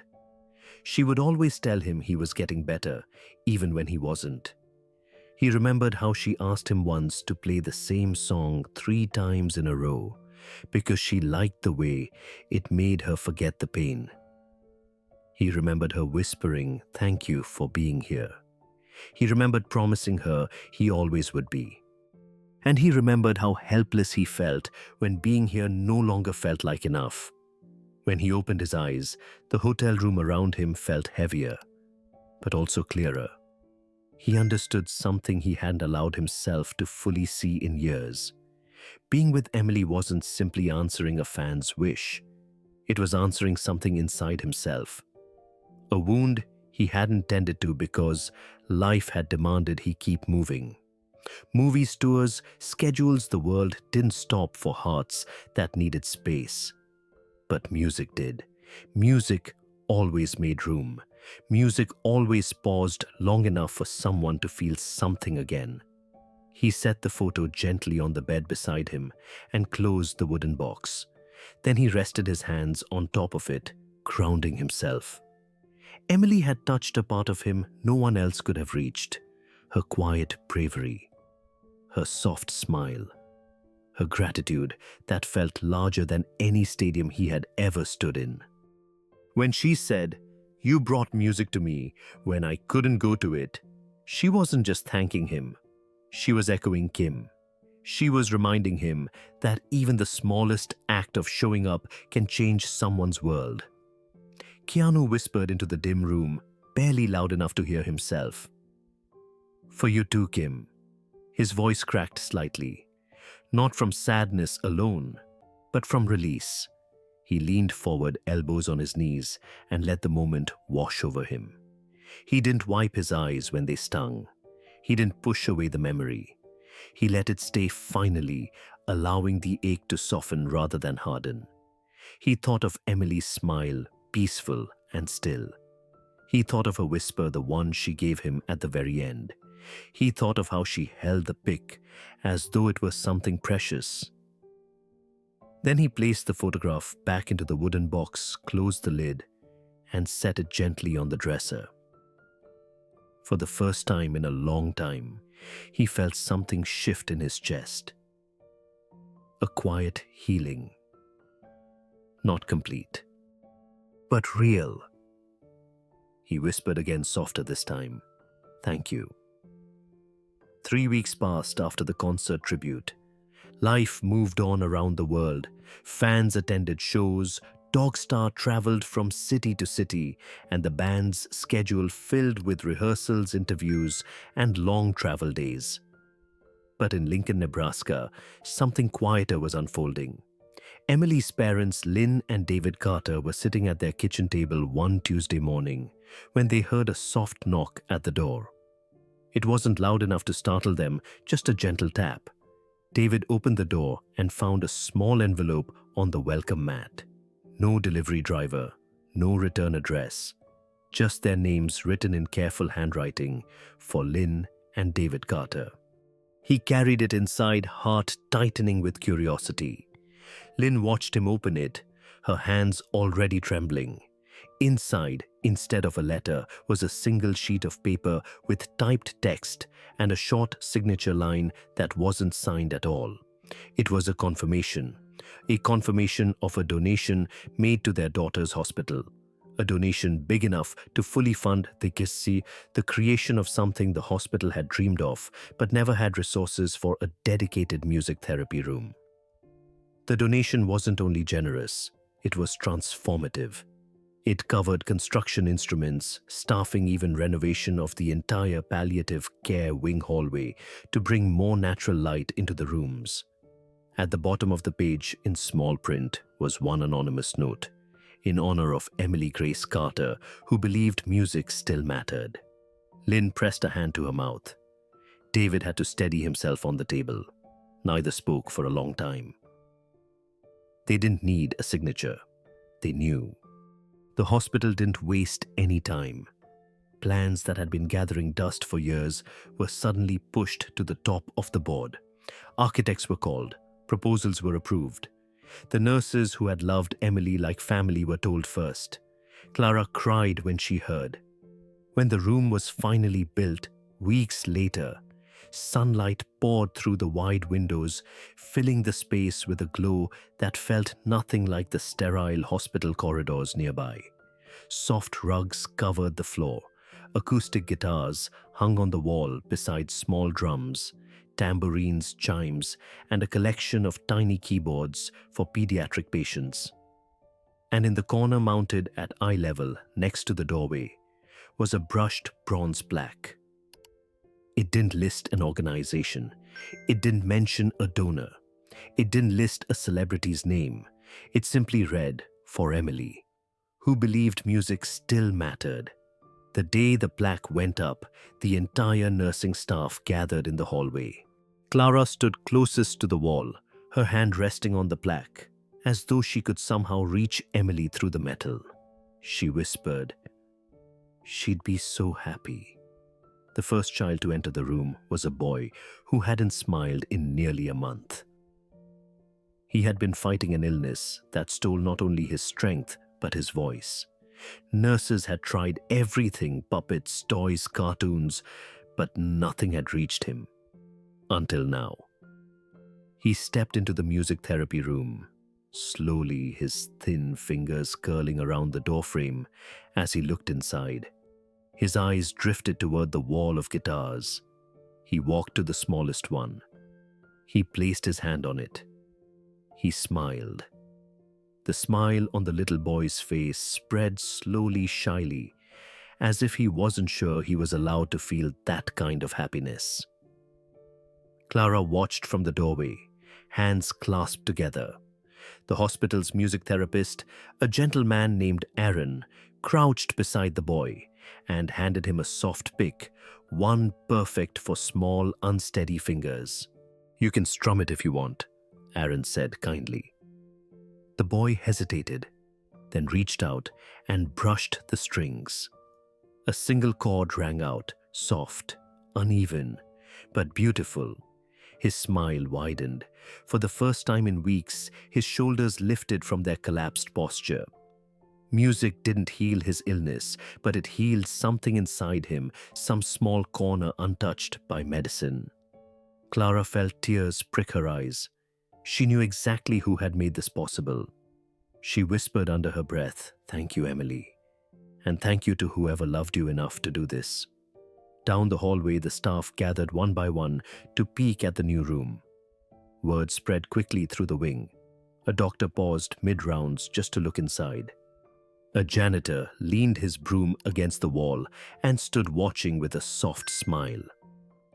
The music drew people in gentle, tentative chords played by a child rediscovering joy. By the time afternoon arrived, 3 different patients had stepped into the room. One tapped a small drum with delicate hands.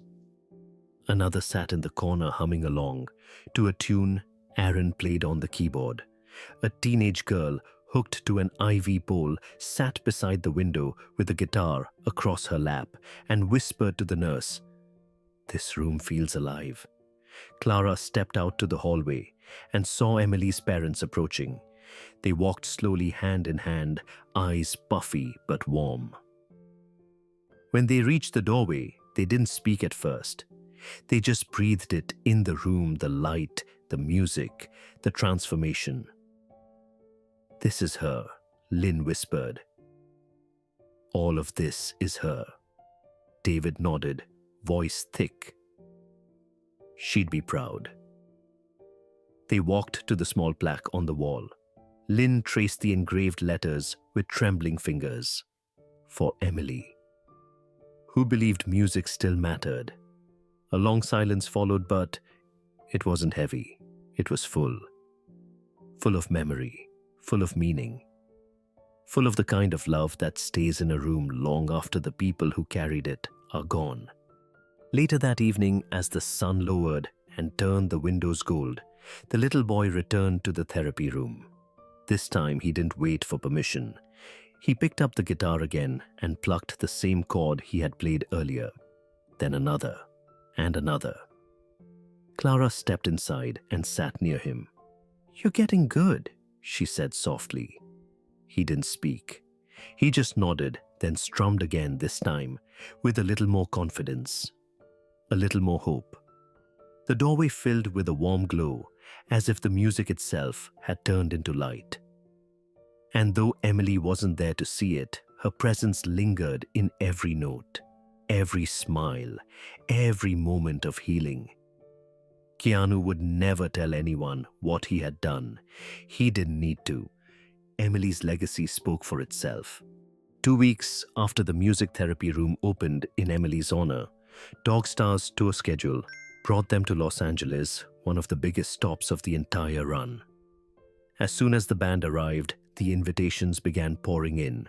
Media outlets wanted interviews, morning shows wanted segments, podcasts wanted exclusive stories.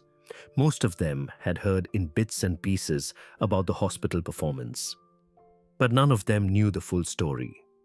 One request came from a major late-night talk show, one known for emotional feel-good interviews and viral moments.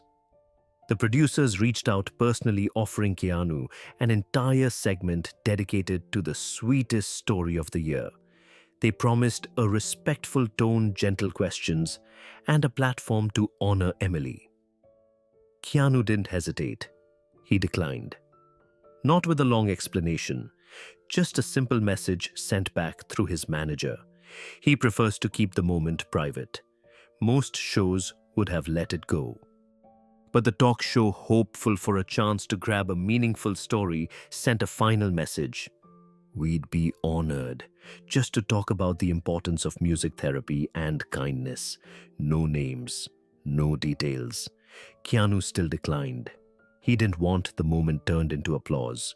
He didn't want Emily's final concert turned into a headline.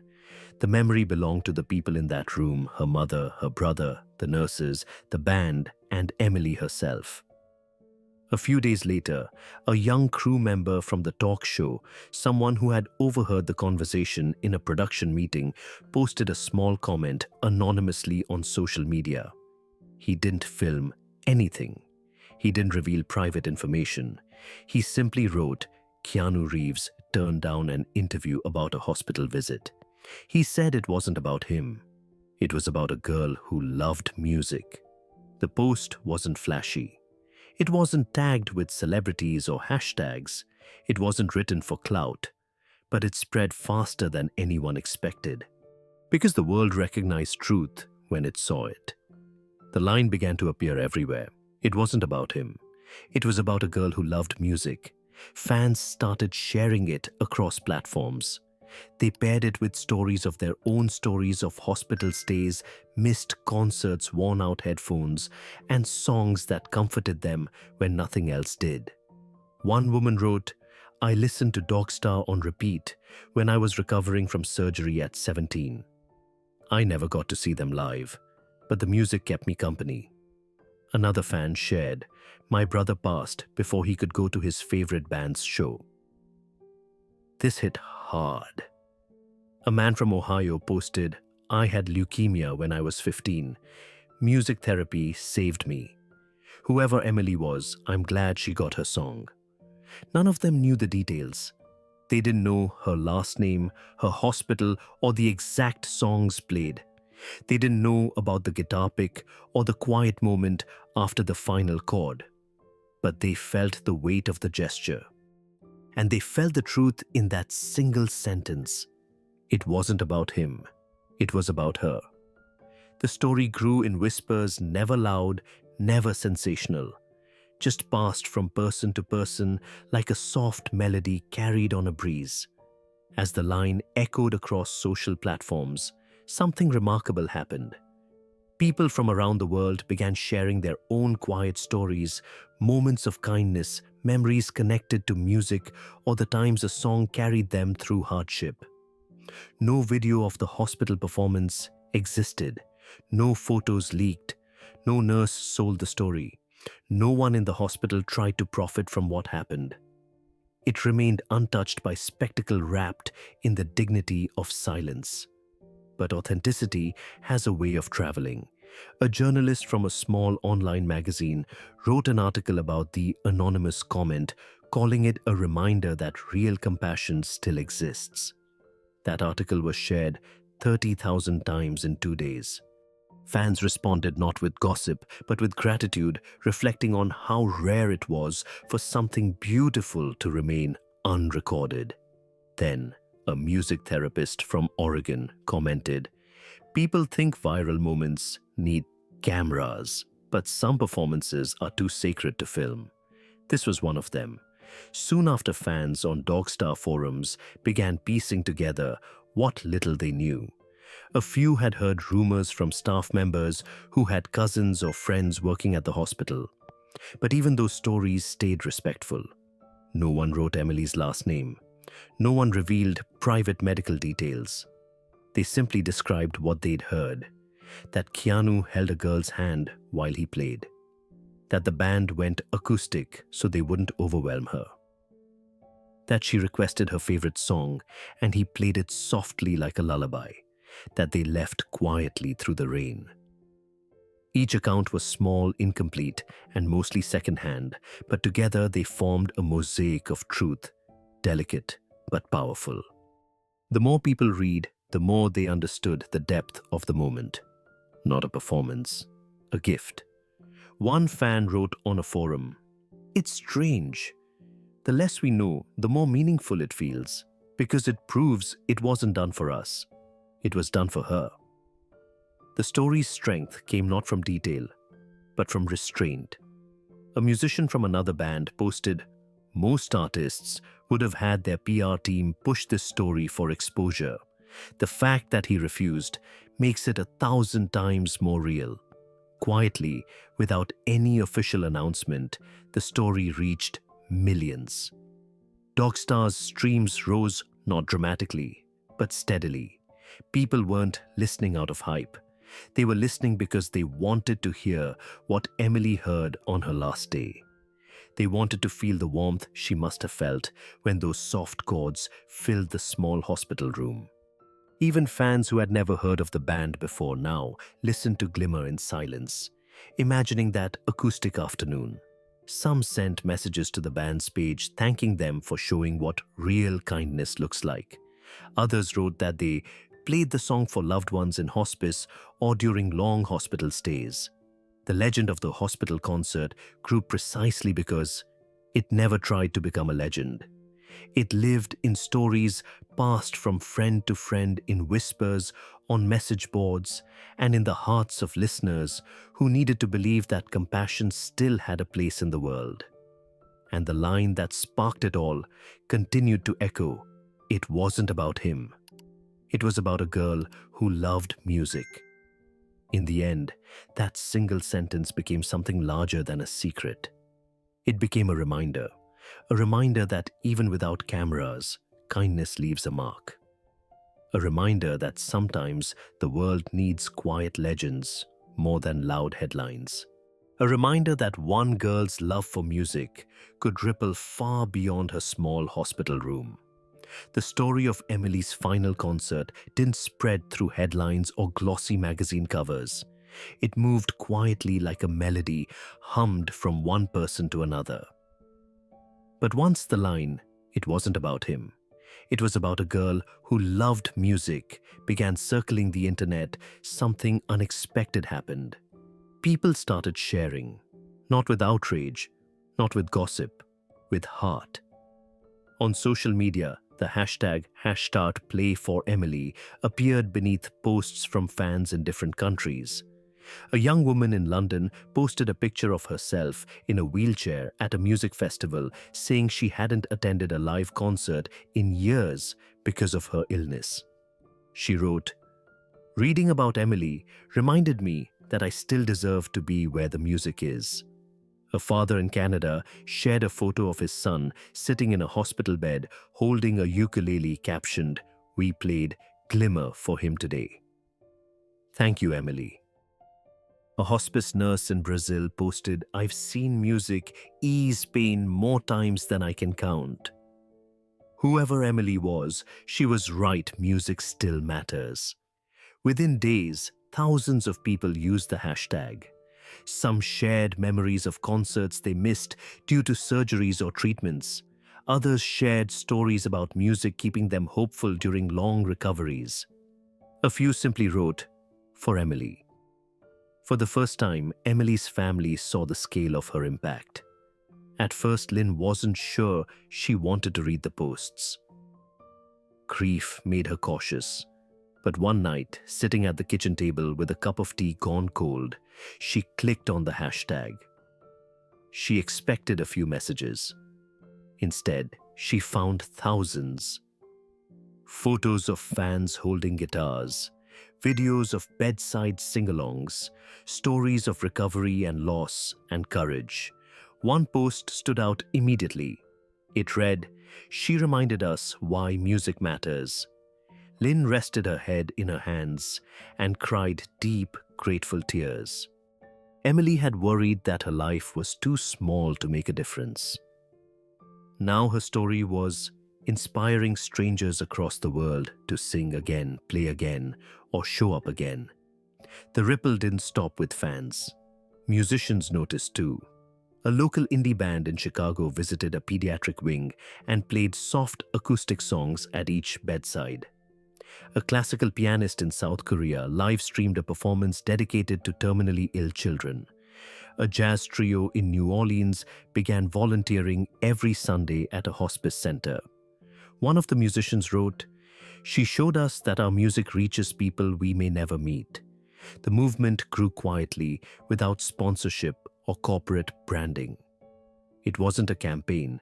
It wasn't merchandise. It was simply compassion echoed through melody.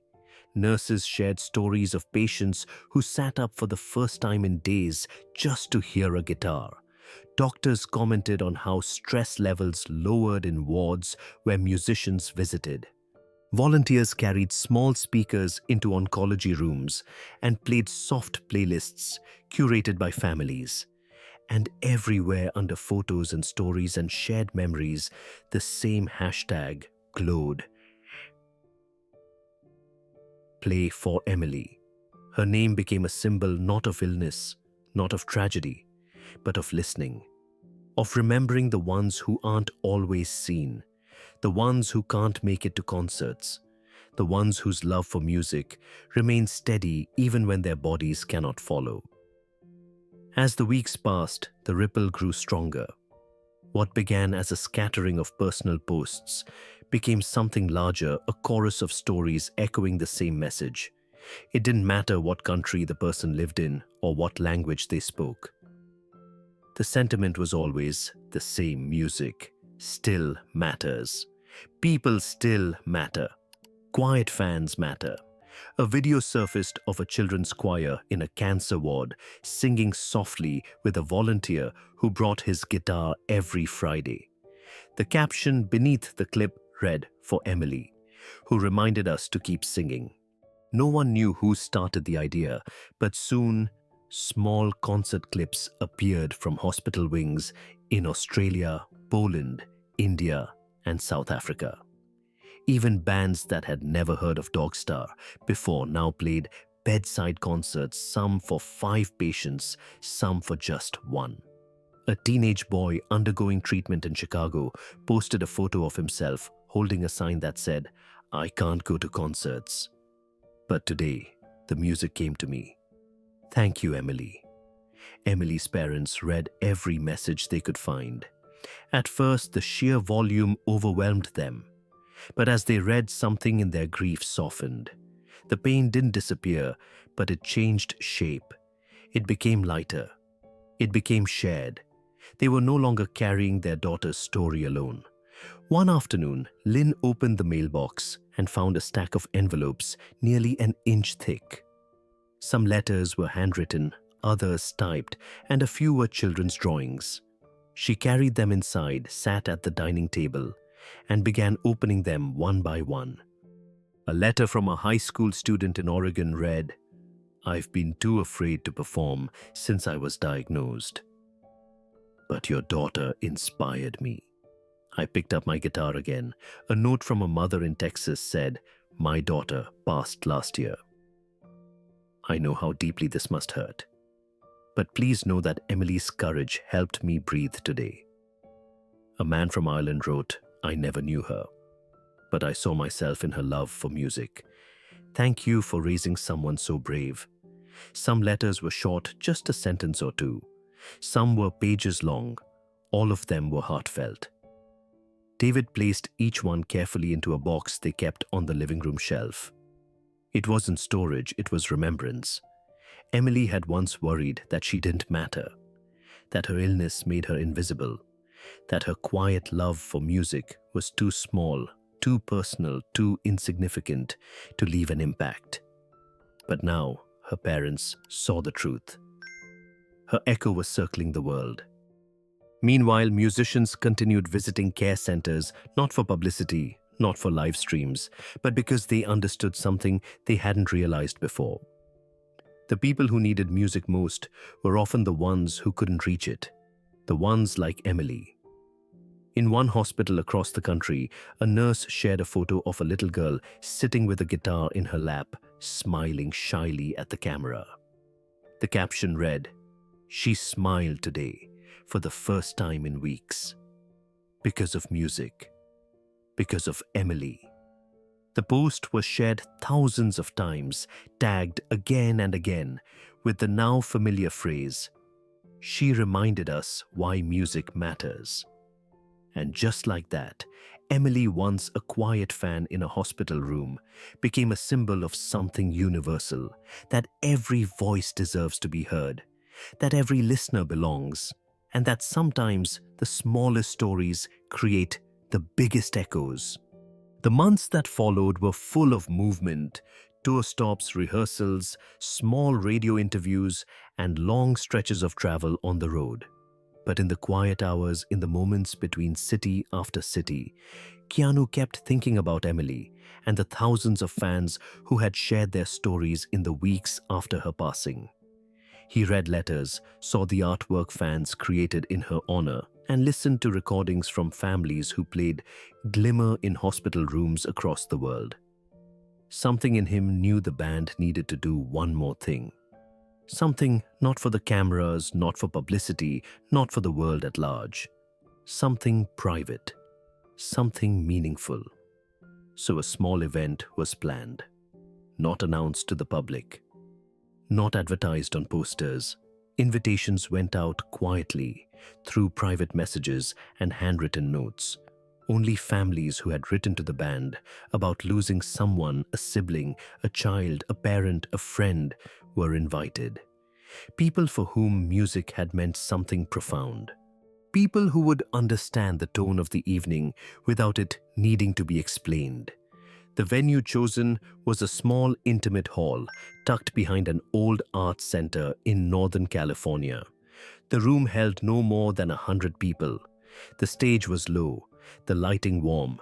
A single row of candles lined the front of the platform, flickering softly. Emily's parents, Lynn and David Carter, were among the first to arrive.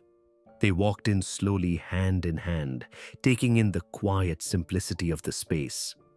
There were no merch tables, no cameras, no signage, just rows of wooden chairs and a stage prepared for an acoustic set.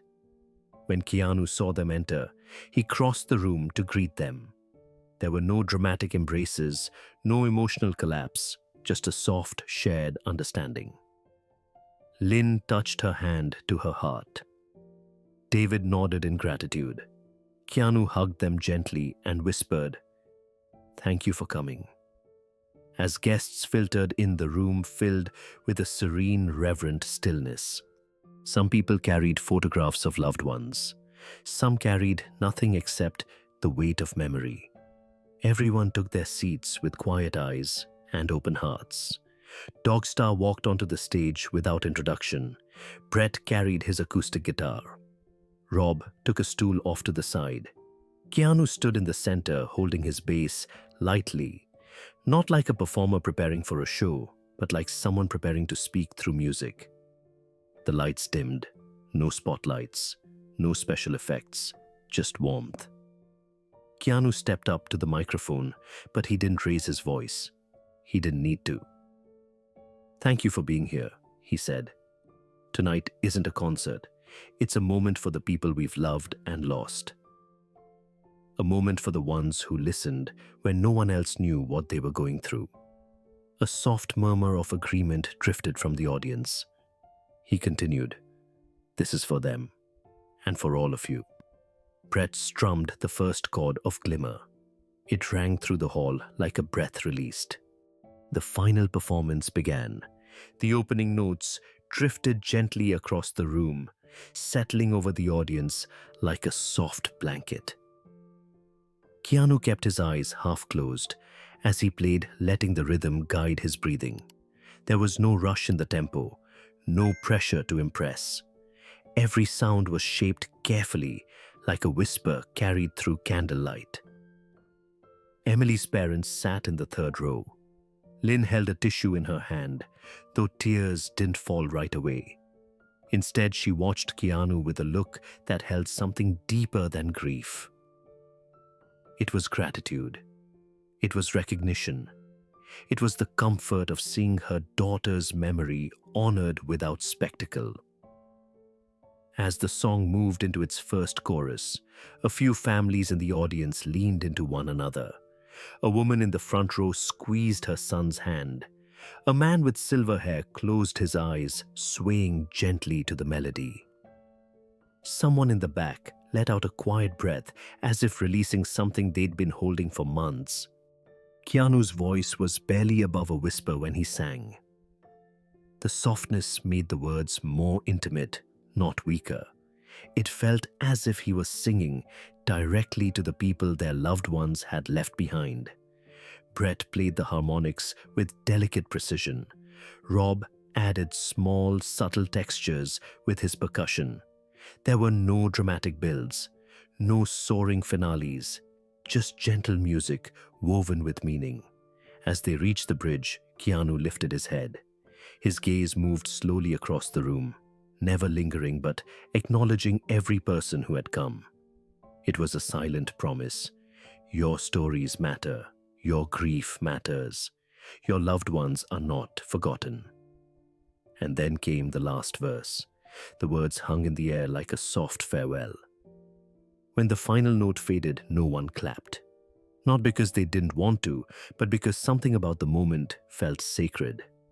To applaud would have broken the spell the music had cast. Keanu let the room breathe. He didn't speak right away. He didn't move. He simply let the silence settle.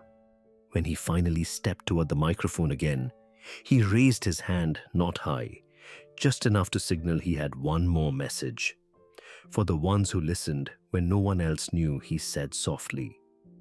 A few people lowered their heads. A few others closed their eyes. Lynn finally let a tear fall, and David placed his hand gently over hers. The band didn't offer another song. There was no encore, no final bow, no closing announcement. They stepped back from their instruments with quiet reverence. Keanu set his bass down carefully, as if placing it beside a memory he didn't want to disturb. Brett and Rob followed him off stage, moving slowly, giving the room permission to remain in its silence. One by one, families rose. Some stayed in their seats to reflect. Others walked to the front to stand near the stage, looking at the candles flickering like small souls in the dark. Emily's parents remained seated for a long moment. When they finally stood, Lynn whispered, "She would have loved this." David nodded. "She was here. I know she was." As they walked out into the cool evening air, the quiet of the night felt different. It wasn't empty. It wasn't hollow. It was full of memory and full of music. The night after the private performance, Keanu stepped outside the quiet venue and walked down a long, empty road that stretched behind the arts center. The sky above him was clear, scattered with soft stars. The air felt cool, almost gentle, as though the world itself had taken a long breath and finally relaxed. He walked with his guitar on his back, not because he needed it, but because it reminded him of the moments that had shaped him. Moments that had taught him that music wasn't only about sound. Sometimes it was about presence. Sometimes it was the one thing that could reach someone when words could not. As his footsteps echoed softly on the pavement, memories flickered in his mind like distant lanterns. Emily lying quietly in her hospital bed, her eyes lighting up at the first note of glimmer. Kim smiling weakly in her hospital room years ago, holding on to his hand while he played for her in the silence of long nights. The worn guitar pick engraved with Emily's name resting gently in her palm. The letter from her parents saying she passed away peacefully, still holding on to music. These images rose and fell inside him with each step. They weren't painful not anymore. They were reminders. They were gentle anchors to the truth he had always known. But sometimes forgotten music connects people in ways that outlast the body, outlast the moment, outlast even life. He paused under a street lamp, its glow soft and pale. He lifted his head and closed his eyes, letting the quiet settle around him. The world was silent here, untouched by applause, untouched by cameras, untouched by noise. Just the sound of his breathing and the faint rustle of wind moving through the trees nearby. He thought about how easily people overlooked the quiet listeners, the fans who never made it to concerts, the ones who listened from hospital beds, the ones who put on headphones late at night because music was the only thing keeping them company, the ones who believed in songs even when the world around them grew dim. He thought of Emily's voice, soft but steady. "You brought music to me when I couldn't go to it." That line stayed in his chest like a warm ember. He carried it with him, held it carefully, honored it the way he honored every quiet act of love that had shaped his life. As he continued walking, he realized something simple and profound. Some of the loudest love in the world is played gently, not in arenas, not in front of crowds, but in small rooms, in whispered moments, in places where no one is watching. He smiled softly to himself as he walked further down the lonely road. He didn't need to turn around. He didn't need to see the people leaving the venue. He didn't need applause. He didn't need any proof that the night had meant something. He could feel it. And that was enough. Keanu kept walking until the road curved toward a small hill overlooking the edge of town. From there he could see the faint glow of distant buildings, the warm lights of homes, and the soft movement of cars passing far below. Life went on quietly around him. It always did. And yet, in the spaces between those lights, he imagined the people he'd met, the ones he'd lost, and the ones he'd promised silently to never forget. He reached the hilltop and set the guitar gently at his feet. He sat in the grass and leaned back on his hands, letting the cool earth steady him. The night was calm, the stars barely flickering, as if holding their collective breath. In the stillness, more memories drifted through him. Kim's frail grip on his fingers the last time he played for her in the hospital. Emily's voice cracking with gratitude as she whispered that Dogstar hadn't forgotten the quiet fans. The candlelit room where families listened to glimmer each person carrying their own heartbreak with quiet dignity. The music had touched them all, but it had touched him too. He had learned once again that grief never truly leaves. It changes shape. It softens. It becomes a companion instead of an enemy. It becomes the reminder of love that once lived boldly even if it now echoes in silence. He picked up his guitar and strummed a single soft chord. It rang out into the open air, carried by the breeze drifting across the hillside, as if searching for someone who needed to hear it. It wasn't a full song, just one note, one warm, steady sound. But to him, it meant everything. Sometimes a single chord was enough to remind a person why they kept going. Sometimes a single memory was enough to carry them forward. And sometimes the most powerful performances were the ones that reached just one listener, someone lying in a hospital bed, someone grieving quietly at home, someone who believed that music still mattered. He let the chord fade.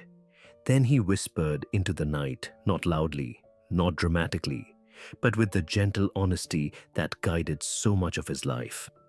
Sometimes, the loudest love is played gently, and the best concerts have just one listener. The words hung in the air for a moment before dissolving into the quiet. He slung the guitar over his shoulder again and began the walk back. The night didn't feel heavy. It felt peaceful, full, alive, as if every step he took was accompanied by the echoes of the people who had shaped this story. When he reached the gate behind the arts center, he paused and looked up at the sky one last time.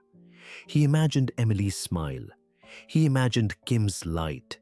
He imagined the countless unseen fans who found comfort in music they could not hear live but still felt deeply. And then he turned toward the path home. Before the final fade, the closing message forms clearly. Have you ever been moved by a moment of quiet kindness? Tell us in the comments. If this story touched your heart, share it. Let Emily's love for music live on.